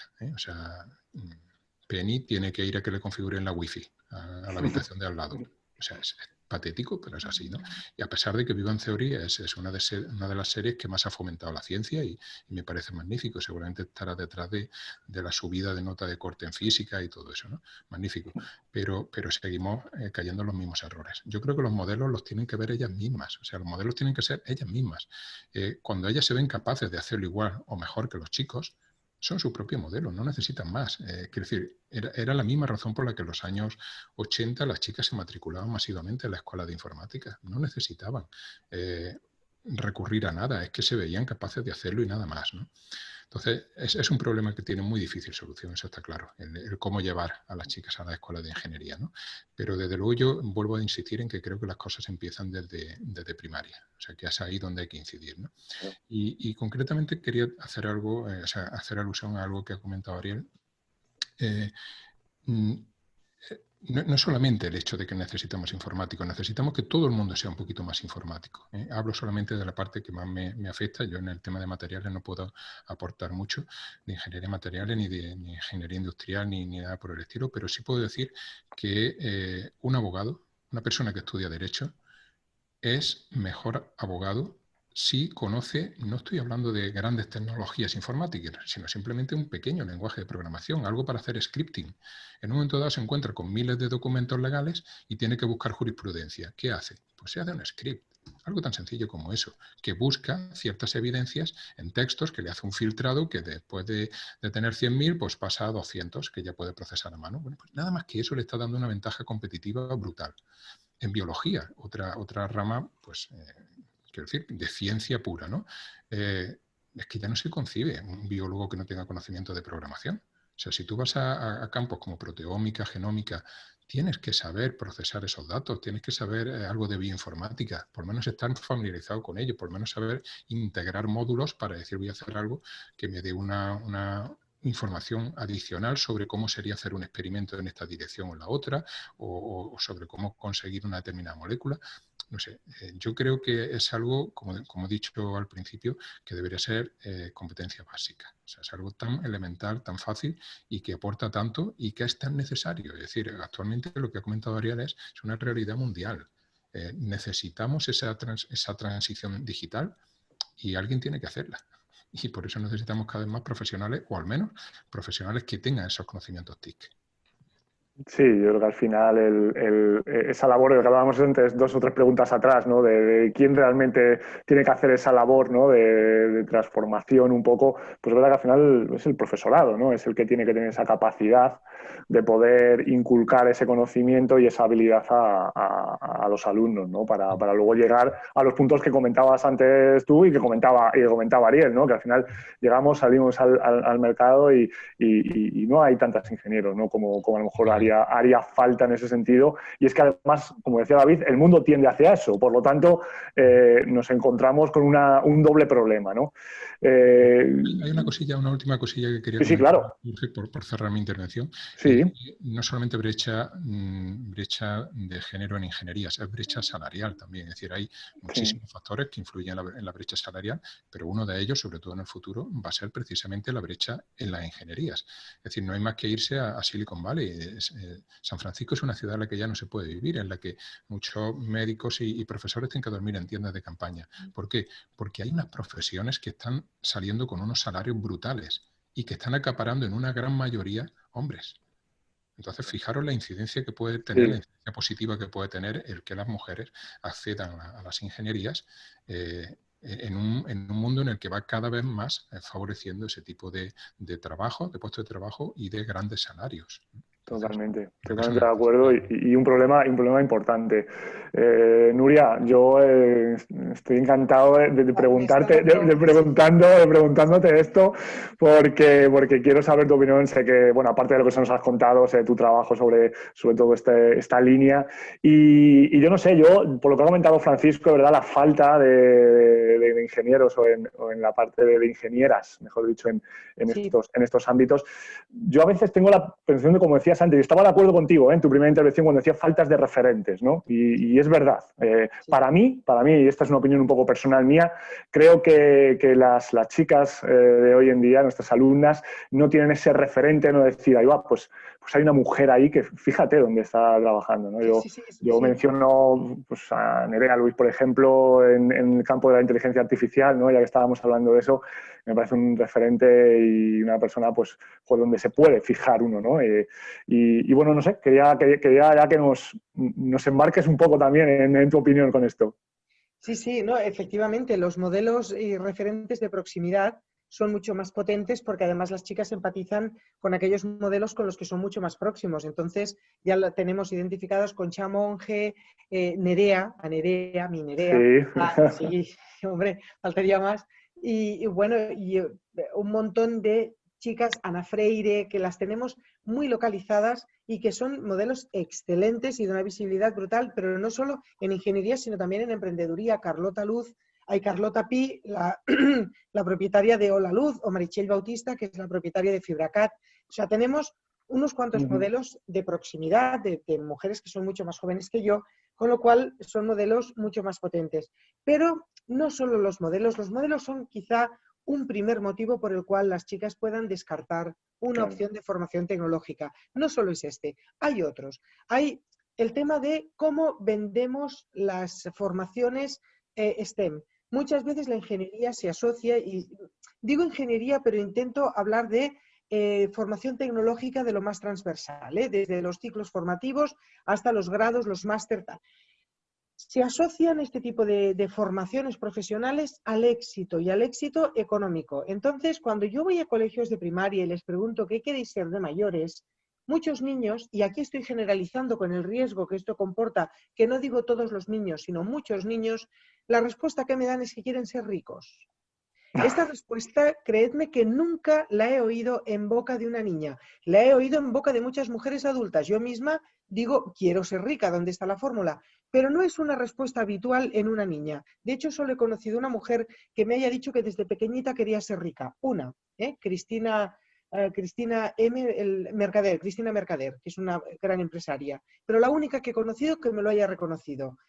Entonces, sí que es habitual que en los niños incluso se alente, que digan, quiero ser rico, míralo, qué campeón, quiere ser rico, quiere ser... Y la ingeniería se ha asociado a ganar mucho dinero, a tener prestigio, cargos de responsabilidad, y ahí te das cuenta que las niñas no se sienten atraídas por eso. Nos dicen, no, es que las chicas se sienten atraídas por el cuidado, tal. Bueno, pero desde la tecnología hay muchas opciones de mejorar la calidad de vida de... Entonces, cuando los ejemplos que tú trasladas a las niñas es todas aquellas situaciones o aquellas iniciativas que mejoran la calidad de vida de la humanidad, te dicen, empatizo con esto. En el caso de la automoción, todas conducimos. Entonces, en ningún momento se ha dicho que los coches sean un sector para chicos o para chicas, pero cuando yo les pregunto a un grupo de niños, niñas de primaria, ¿a quién le gustan los coches? Los niños todos levantan la mano y alguna niña que levante la mano y me diga, a mí me gustan los coches de carreras, en muchas ocasiones me encuentro que algún niño se gira y le mira y dice, anda, ¿pero qué dices? Si esto no es cosa de chicas. El niño está equivocado, pero la niña esta baja la voz y no volverá a intervenir ni a levantar la mano en ningún momento de mi intervención.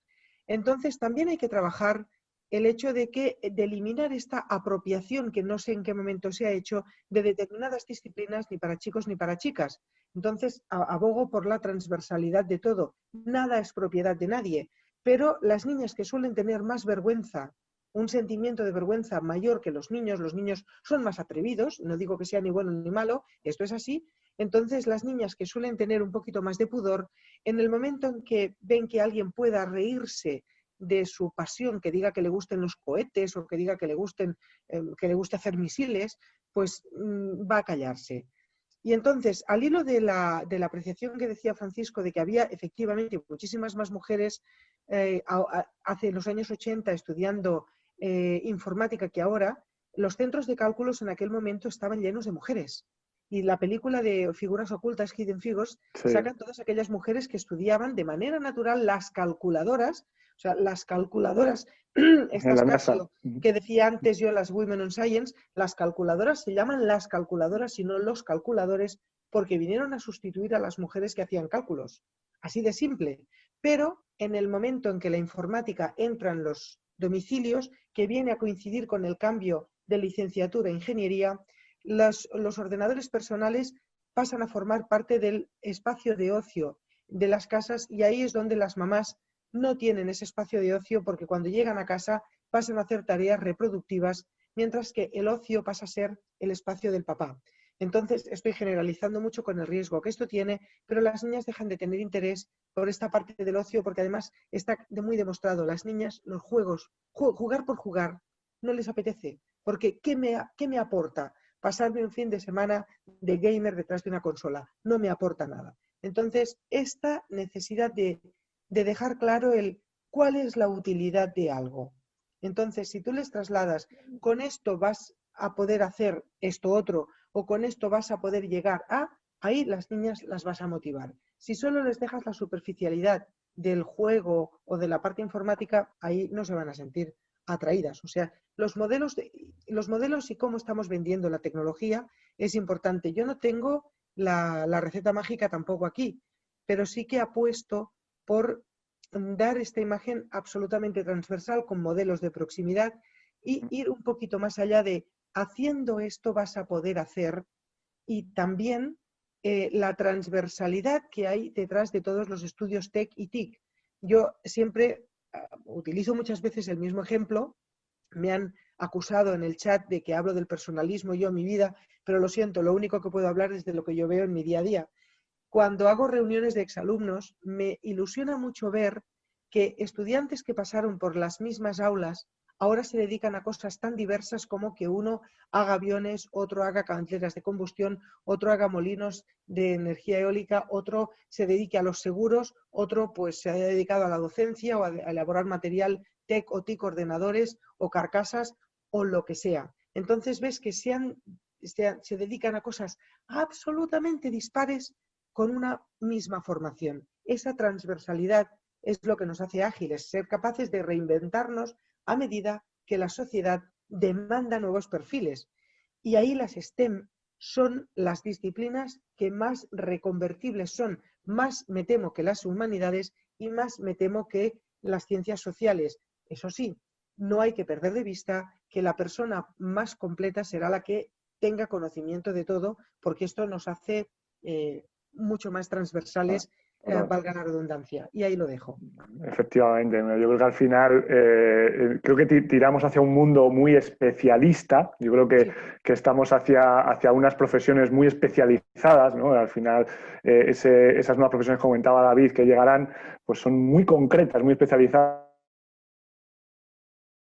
pero tiene que haber una base. Y yo creo que la base está en ese aprendizaje STEAM, esas competencias para que los alumnos a partir de ahí se especialicen en todo, ¿no? Y nuestras alumnas tengan esa capacidad de motivación, ¿vale? Y de todas esas barreras, ¿no? Que se rompan. Que estoy de acuerdo contigo y además me ha encantado el ejemplo que has puesto de clase, de levanto la mano y me quedo porque el niño me ha fijado, ¿no? Y porque sé y eso ocurre y yo creo que todos los que estamos aquí lo podemos apreciar y eso hay que romperlo, hay que darle una visión a esas ingenierías de otra manera por lo que se va a conseguir. Al final yo creo que intentamos mejorar el mundo, ¿no? En el que vivimos, ¿no? Y yo creo que si tenemos la capacidad y la competencia como para poder hacer cosas para un mundo mejor y vivir mejor, pues oye, la verdad es que es un discurso muy bonito, ¿no? A lo mejor, pero creo que es a donde tenemos que ir, ¿no? Y es el objetivo, ¿no? Yo me quería porque, bueno, vamos bien de tiempo, o sea que quería comentar una cosa, haceros también una idea, ¿no? de la situación en la que estamos viviendo con el tema de la pandemia, que por desgracia pues, nos está tocando vivir ahora, una situación muy complicada también aquí y acompañar a Ariel desde Colombia también, y que afecta en todos los ámbitos de la sociedad, pero sobre todo en el ámbito educativo, ¿no? en el que estamos ahora inmersos. Yo quería preguntar, y Francisco, me gustaría ver, no sé cómo tú has visto, cómo nos ha afectado, ¿no? Sobre todo desde marzo, ¿no? Hasta aquí, todo este cambio que hemos tenido que hacer casi de una tarde para una mañana, ¿no? Por temas de la pandemia, del confinamiento, ¿no? De reconvertirnos un poco con este aprendizaje online, ¿no? Y ahora con estos aprendizajes o enseñanzas híbridas, ¿no? Cuando estamos en las clases. Si esto ha sido positivo un poco para la competencia digital, ¿no? Para empujar más esa tecnología o esas STEAM, o al contrario, ¿no? O que nos ha retardado, porque está claro que en otros ámbitos ha perjudicado, ¿no? Pero en la parte de tecnología, bueno, hay una opinión ahí un poquito, no sé si generalizada, de que, bueno, ahora como todo es online, como todo es digital, pues nos hemos tenido que poner las pilas. Ojo, que esto no es tan fácil como se piensa, ¿no? Entonces, bueno, quería saber un poco eso, ¿no? Si realmente ha sido o no tan malo, o positivo en este sentido, ¿no? Yo creo que ha sido positivo en el sentido de que nos da concienciación de la necesidad que tenemos de mejorar en ello. Creo que la tecnología no está en el punto todavía para atender a las necesidades que tenemos. No hay más que ver, por ejemplo, que una cosa tan sencilla como un croma, o sea, el hecho de que, por ejemplo, vosotros no aparezcáis y desaparezcáis continuamente con el fondo, no está resuelto. Es una cosa que mejoraría muchísimo la experiencia de este webinar que tenemos y, sin embargo, está sin resolver todavía. Algo que el ojo humano hace con toda facilidad y, sin embargo, las máquinas no saben hacer. Os puedo decir que mi experiencia personal ha sido durísima. Ahora que he empezado las clases, yo no tuve en el segundo cuatrimestre durante este año, pero he tenido desde octubre y está siendo durísimo. O sea, es un signo claro de que la tecnología no está en el punto. El tener que dar clases online sin poder ver al alumnado, o sea, a pesar de que sean clases magistrales, pero hay una cantidad de feedback que no nos damos cuenta, pero que está ahí y que es totalmente necesario. O sea, que tú necesitas ver las caras, los rostros, las expresiones del alumnado para saber si lo estás haciendo bien o mal. y es un poco traumático incluso, ¿no? El enfrentarte a ese problema con una tecnología que aún necesita desarrollarse, ¿no? Entonces yo creo que ha mejorado, es decir, que ha contribuido sobre todo al hecho de que nos concienciemos de que eso es algo que hay que abordar, ¿eh? O sea, que Skype lo tenemos desde hace montones de años, pero que desde entonces hasta ahora no ha habido grandes progresos, curiosamente, en videollamada. No. Yo sigo recurriendo al teléfono fijo en muchas ocasiones porque lo prefiero a tener que estar diciendo corto porque se ha colgado o hay lag, vamos a ver si se recupera esto. Es una experiencia horrible a la hora de comunicarse, ¿no? Entonces nos falta muchísimo bueno, tanto en dispositivos como en comunicaciones, etcétera, ¿no? Y lo que es en el mismo aula, en los centros de primaria y secundaria, se ha notado muchísimo también, claro, por la falta de medios en comunidades desfavorecidas, el hecho de que alguien no tenga un ordenador en casa o no tenga conexión a internet, eso hay que solucionarlo, evidentemente. No puedes tener a una persona excluida simplemente porque no puede hacer una inversión en esos medios. Entonces, todo eso yo creo que ha sido una lección tremenda para la sociedad en su conjunto, ¿no? De que debemos de proveer eso para el caso de necesidades especiales y también porque pueda ayudar. O sea, porque es algo que, aunque no haya una crisis sanitaria, si lo podemos utilizar en el buen sentido, pues complementará y enriquecerá lo que tengamos para poder cumplir nuestro objetivo docente, ¿no? Efectivamente, Francisco. No, la verdad es que hay que tener cuidado, ¿no? Como decías tú antes, con esa brecha digital de que no se nos haga aún más grande, ¿no? De la que ya había antes de la crisis, pues que no aún se haga más grande, pues por temas de recursos sobre todo o por temas de, bueno, pues incluso también de competencia, ¿no? A la hora de poder desenvolverte en un aula con unas circunstancias pues online, con alumnos en casa y en clase, y es complicado, ¿no? Es una situación en la que hay muchos factores que nos repercuten directamente a nosotros y es difícil de controlar, ¿no? Entonces es complicado, efectivamente. Ariel, me gustaría, no sé, esta misma pregunta te la traslado, ¿no? Porque no sé cómo ha afectado esta competencia, vamos a decir así, digital con el tema de la pandemia, que sé que lo habéis vivido, bueno, lo estáis viviendo como nosotros y cómo el profesorado le está siendo positivo en el sentido de la palabra de que, bueno, de que está avanzando o adquiriendo una competencia casi a marchas forzadas o realmente está penalizando, ¿no? En un poco lo que es la educación en ese sentido. Jorge, en el caso de Colombia, digamos, los docentes han entendido que son parte de este cambio en la educación digital. Creería que el esfuerzo es enorme.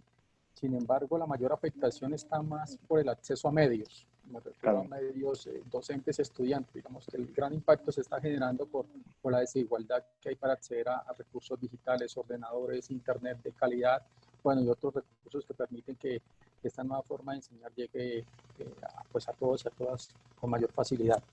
Pero en general los docentes han tenido adaptación, ha sido un proceso acelerado, digamos, de poder entender un poco más que la educación del futuro va necesariamente a mezclar la parte analógica con la parte digital. Yo creo que esa es la gran ganancia que tenemos en esta parte de pandemia y es no movernos hacia ningún extremo, sino poder entender que el futuro de la educación es definitivamente híbrido en el sentido desde lo tecnológico mezclando con lo analógico.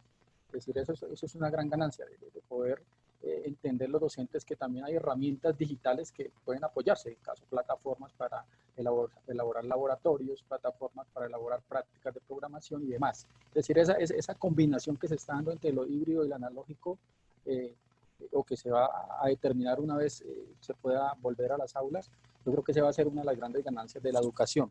Yo me quiero volver un poco, Jorge, anterior a lo que nos preguntaban de por qué tenemos baja participación, no solo de las personas, de los niños, sino de las niñas en STEM. Yo estoy muy de acuerdo con el tema de los referentes que decía Nuri, pero creo que los referentes no dejan de ser más que un ideal. Y nosotros no necesitamos ideales, necesitamos realidades. Y me refiero con esto, si nosotros mostramos un ideal de una científica, un ingeniero, una persona que se ha destacado en las carreras STEM, eso ayuda, pero ayuda en una parte muy pequeña. Lo que ayuda realmente es que los sistemas educativos tengan experiencias que le permitan a los estudiantes pasar por esas experiencias de ingeniería, de matemáticas, de tecnología, de electrónica, porque es donde el estudiante toca, es donde el estudiante ve, es donde el estudiante puede hacer. Y digamos, si tenemos un grupo de 100 estudiantes, es más factible que ese grupo, el 30-40% opte por carreras STEM, si durante su etapa escolar se ven expuestos a prácticas STEM, a nuevos aprendizajes, como lo comentaban, aprendizaje basado en proyectos, al acceso a nuevos espacios como espacios maker, espacios de aulas STEM, el acceso a nuevas tecnologías, a una mejor enseñanza de la matemática, una mejor enseñanza de la ciencia. Eso impacta más que realmente los referentes. Porque es que estamos muy pegados del tema de los referentes, eso es importante, pero eso no va a solucionar la necesidad que tenemos en cuanto a crear una gran masa y una gran fuerza laboral en STEM. Es decir, que si un estudiante pasa 11, 12 años por un sistema escolar y no se ve expuesto a prácticas STEM, a nuevas experiencias de aprendizaje, a nuevas tecnologías, a nuevos espacios, difícilmente cuando llega a la etapa universitaria va a escoger una carrera que esté enfocada hacia STEM. Y eso es lo que está pasando, que realmente a las universidades están llegando los estudiantes, pero cuando tienen que elegir, eligen por descarto, ya sea porque estudió su padre, porque realmente es la que ofrece la universidad que me gusta, pero no porque durante su etapa escolar se vio expuesto a experiencias de aprendizaje y enseñanza que le permiten hacerse un propio concepto de lo que realmente quiere para su profesión. Y yo creo que ahí, por eso insisto, tenemos grandes desafíos. Y lo comento solo porque recientemente me llegó un documento de Malasia y uno diría, pero en ocasiones suena un poco, digamos, impositivo, pero Malasia, para llegar a tener 1.3 millones de estudiantes en STEM, le tocó definir una política pública. La política pública decía que los estudiantes del segundo ciclo de secundaria, el 60% tienen que matricularse en una carrera STEM en décimo y 11, y el 40% podía escoger humanidades. Y esto estoy hablando de una política que nació en 1970, pero a la fecha de 2017 ya iban aproximadamente en el 45% de la meta del 60%. Es decir, si nosotros dejamos que las universidades y colegios a libre decisión formen la fuerza laboral con las habilidades que tenemos, pues no estaremos parados en las cifras que tenemos hoy en día. Por eso insisto en que hay que tener una libertad en el currículo, una autonomía universitaria, pero es el gobierno y el Estado el que deben fijar una política que le permita a su población cumplir con las habilidades STEM, con las habilidades que necesitan para una nueva economía. Si nosotros dejamos que el sistema educativo, digamos, avance solo en este propósito, yo creo que vamos a llevar más décadas viendo las mismas cifras. Es necesario tener ese tipo de intervenciones que son parte del rol del Estado. Es que el Estado debe proveer una educación, no cualquier educación, sino una educación moderna, una educación que le permita a la gente, insisto nuevamente, ser próspera. Y eso no nace sino con una política pública muy bien organizada, muy bien vendida y expuesta en todos los niveles del país, profesores, docentes, instituciones. Esa es mi visión y la visión que nosotros hacemos aquí en Colombia en cuanto a que, digamos, trabajamos más en las áreas de montar espacios, de montar makerspace, de montar herramientas, de dotar los colegios para que esto de la educación STEM no se nos convierta en 10 décadas de discurso nuevamente, sino que podamos ir a los colegios e implementar rápidamente este tipo de abordajes. Sí. La verdad es que tienes razón, Ariel. Pasa que claro, aquí nos encontramos un problema, ¿no? Que es el problema de los recursos, ¿no? Y yo pienso, por ejemplo, en colegios, no a lo mejor de grandes ciudades, ¿no? Y creo que lo había leído antes en el chat, que estaba un poco pendiente, de zonas un poco más rurales, ¿no? De colegios en los que les cuesta mucho el tener esa capacidad. A lo mejor tienen un profesor apasionado, ¿no? por el STEM o por la parte tech y por la falta de esa capacidad pues, o sea, de recursos, pues probablemente no pueda, ¿no? Incentivar a esos alumnos a ello, ¿no? Y eso es un problema, ¿no? Y eso lo enlazo también con la parte de brecha que comentábamos antes con Francisco, ¿no? Yo creo que es un tema importante. Es verdad que la parte de gobierno, ¿no? La parte pública es la que tiene que impulsar eso, ¿no? Y por desgracia, pues bueno, pues es que no está tampoco ahí, puede estar en nuestras manos, ¿no? A través de estos medios y a través de estos espacios el poder promoverlo, pero es una realidad, y es una realidad cuando hablamos de tecnología, pues hay una tecnología más analógica, ¿no? Y creo que al principio de la charla salía, ¿no? Como podríamos hacer cosas de programación sin internet, podríamos hacer cosas de tech sin tener un ordenador, podríamos hacer, ¿no? Sí, pero realmente tenemos que hacer una experiencia mucho más vivencial, ¿no? con los alumnos.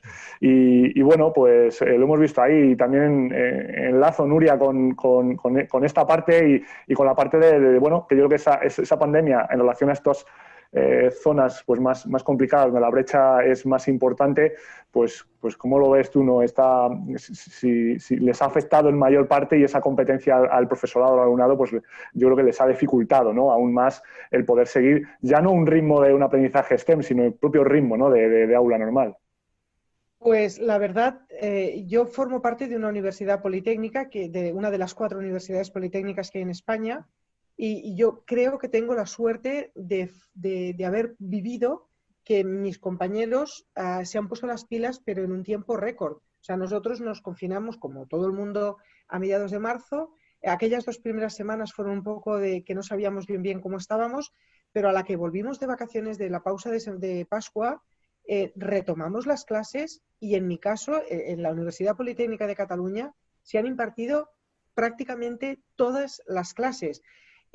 Y tuvimos una comunicación intensísima durante aquel periodo de vacaciones para ver cómo reconvertíamos a virtualidad las actividades de laboratorio, porque está claro que una disciplina, una politécnica, las prácticas de laboratorio eran obligatorias, ¿no? Entonces, retardamos las prácticas de laboratorio hasta que en julio se pudo volver a pisar la escuela y ahí aquellas prácticas que era imposible convertir en virtuales se hicieron en realidad. Claro, no es que yo esté haciendo propaganda, es que es la realidad que he vivido.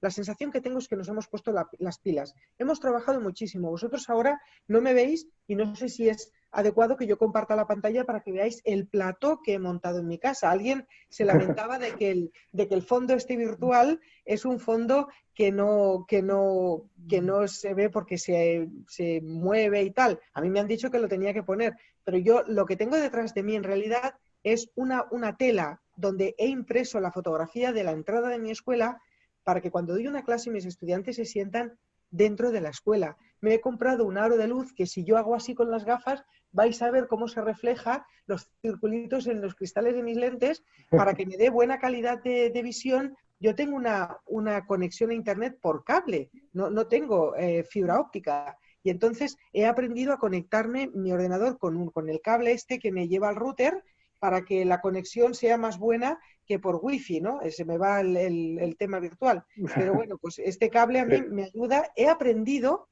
a utilizar los recursos que tengo con mi ordenador. Una cámara, la cámara del portátil era muy mala. Encontré una cámara de mis hijas, una cámara vieja, pero eficaz, una Logitech, me la puse.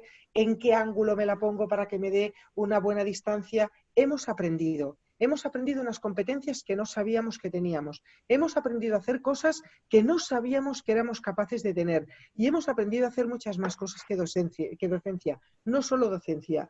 Durante el periodo de confinamiento, mis alumnos y mis exalumnos, y digo en masculino, pero eran chicos y chicas, me escribieron diciendo, Nuria, hay que hacer algo. Y montamos un proyecto que era Telecomunicat, en el cual estos dispositivos de los que Francisco no es tan amigo, estos teléfonos digitales que la gente tenía en un cajón, hicimos todo un plan para recoger los dispositivos que la gente no utilizaba, desinstalar todo lo que tenían, instalar una capa de Android. FibraCat nos regaló las tarjetas y los distribuimos gratuitamente a los hospitales para que las personas que estaban postradas en una cama tuvieran una ventana con la cual comunicarse con los seres queridos que estaban en casa. En aquellos momentos, poder tener una pantalla con las que vieras a tus amigos o caras queridas era tan eficaz como una medicina. Y otros estudiantes míos, los más los más MacGyver, dijeron, Nuria, ¿qué pasa cuando alguien no tiene fuerza para aguantar un teléfono? Y rápidamente reconvertimos brazos de las lámparas IKEA,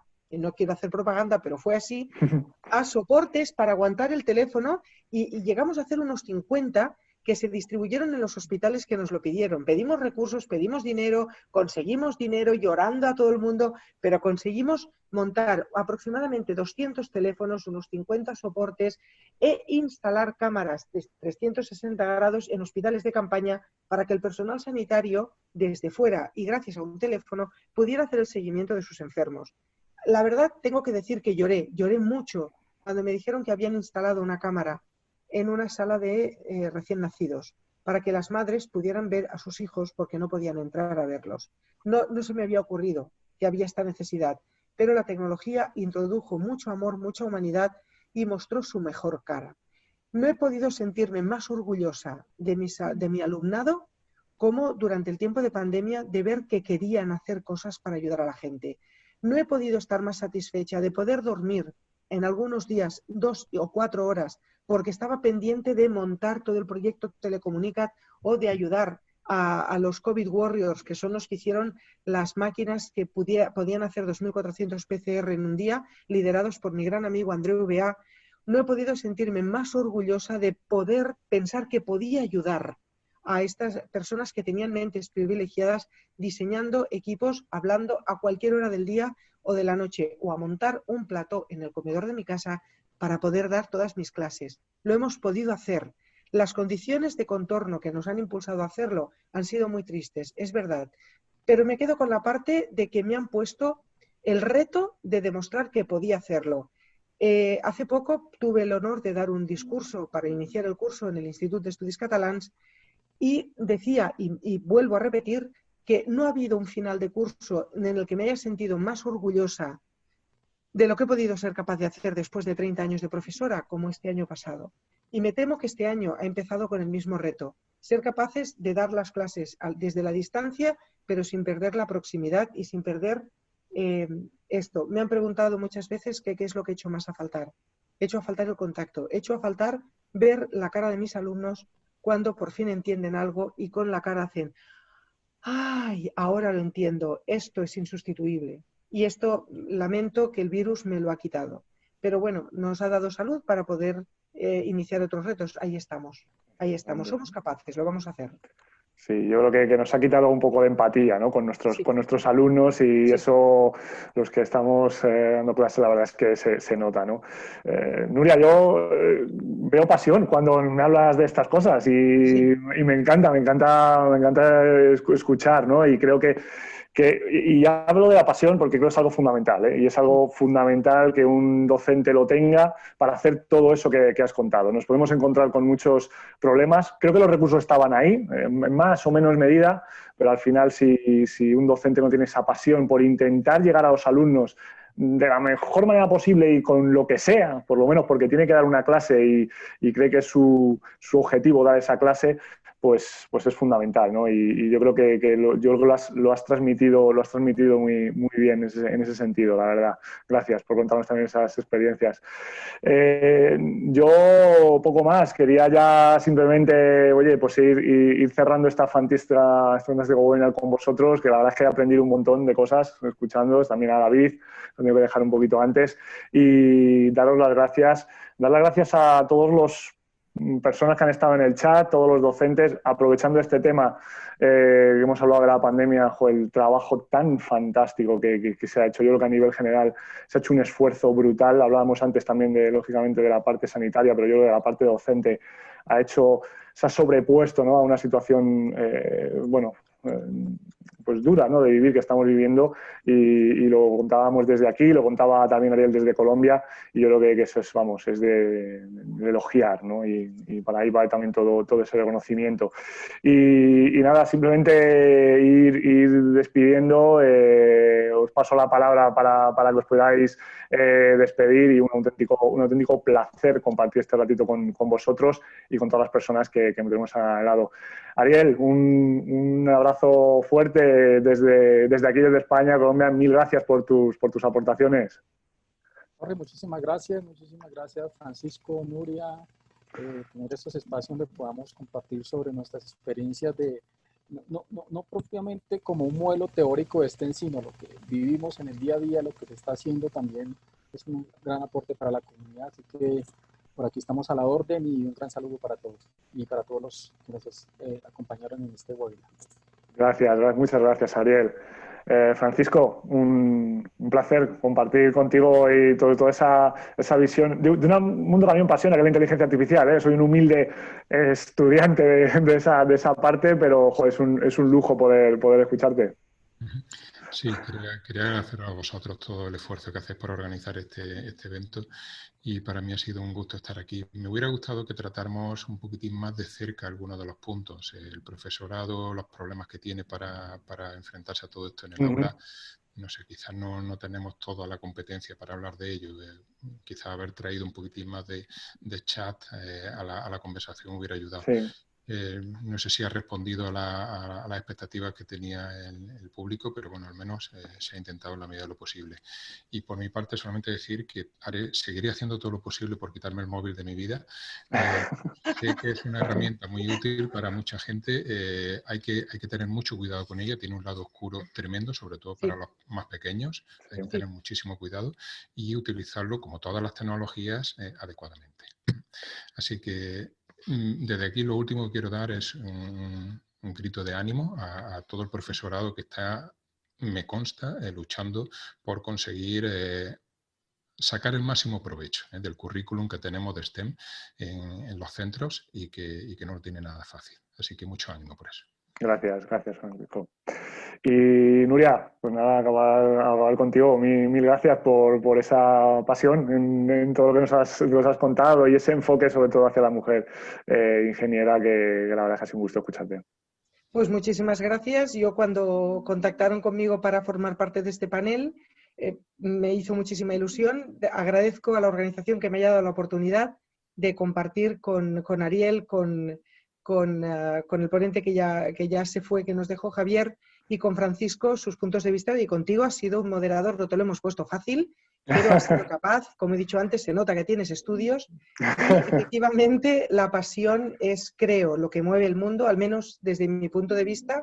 No sé si es un punto de vista muy femenino o no, pero es el que he tenido siempre. La pasión es lo que me mueve a hacer las cosas. El día que pierda la pasión, pues creo que ya dejaré de hacer cosas.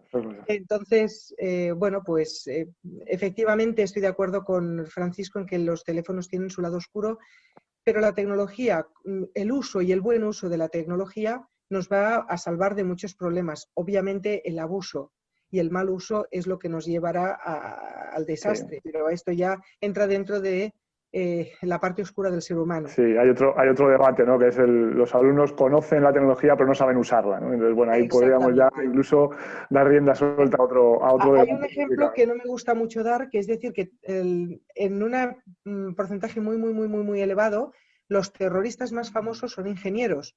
Yo quiero pensar que me jubilaré o moriré sabiendo que nadie de que haya pasado por mis manos sea terrorista. Con eso me consideraré que he tenido éxito. Esta es una realidad. Es una realidad completamente. Es muy dura, pero una realidad, como comentas. Es una realidad. Pues muchas gracias. Y nada, yo simplemente despedirme también, un poco a nivel personal. Muchísimas gracias a todos, ha sido un auténtico placer. Dice Nuria que no me lo han puesto fácil, sí, me lo han puesto muy fácil, es un gusto compartir el espacio con ellos y nada más. Por mi parte, espero que os haya aportado, que haya cumplido un poco las expectativas. Como decía Francisco, hay temas a lo mejor que podríamos haber indagado un poco más, pero bueno, al final se nos ha quedado hasta corto casi, lo comentábamos al principio, pero ha sido, creo que los temas que hemos tocado, pues bueno, espero que os hayan aportado cosas y un gusto tenerlos a todos. Así que un placer y nos vemos en la próxima. Muy bien. Gracias. Muchísimas gracias. Gracias a todos. He vuelto a mi fondo analógico. Analógico. Muy bien, un placer. Un saludo a todo el mundo. Gracias, y saludo, gracias. muchas gracias a todo el mundo que ha estado asistiendo. Y han hecho un chat muy dinámico, yo lo he ido siguiendo lo que he podido, pero... Sí, ha estado bien. He intentado tener la vista también ahí puesta, pero era complicado. Sí, subidón, ¿eh? Bien, gracias a todos. Muchas gracias.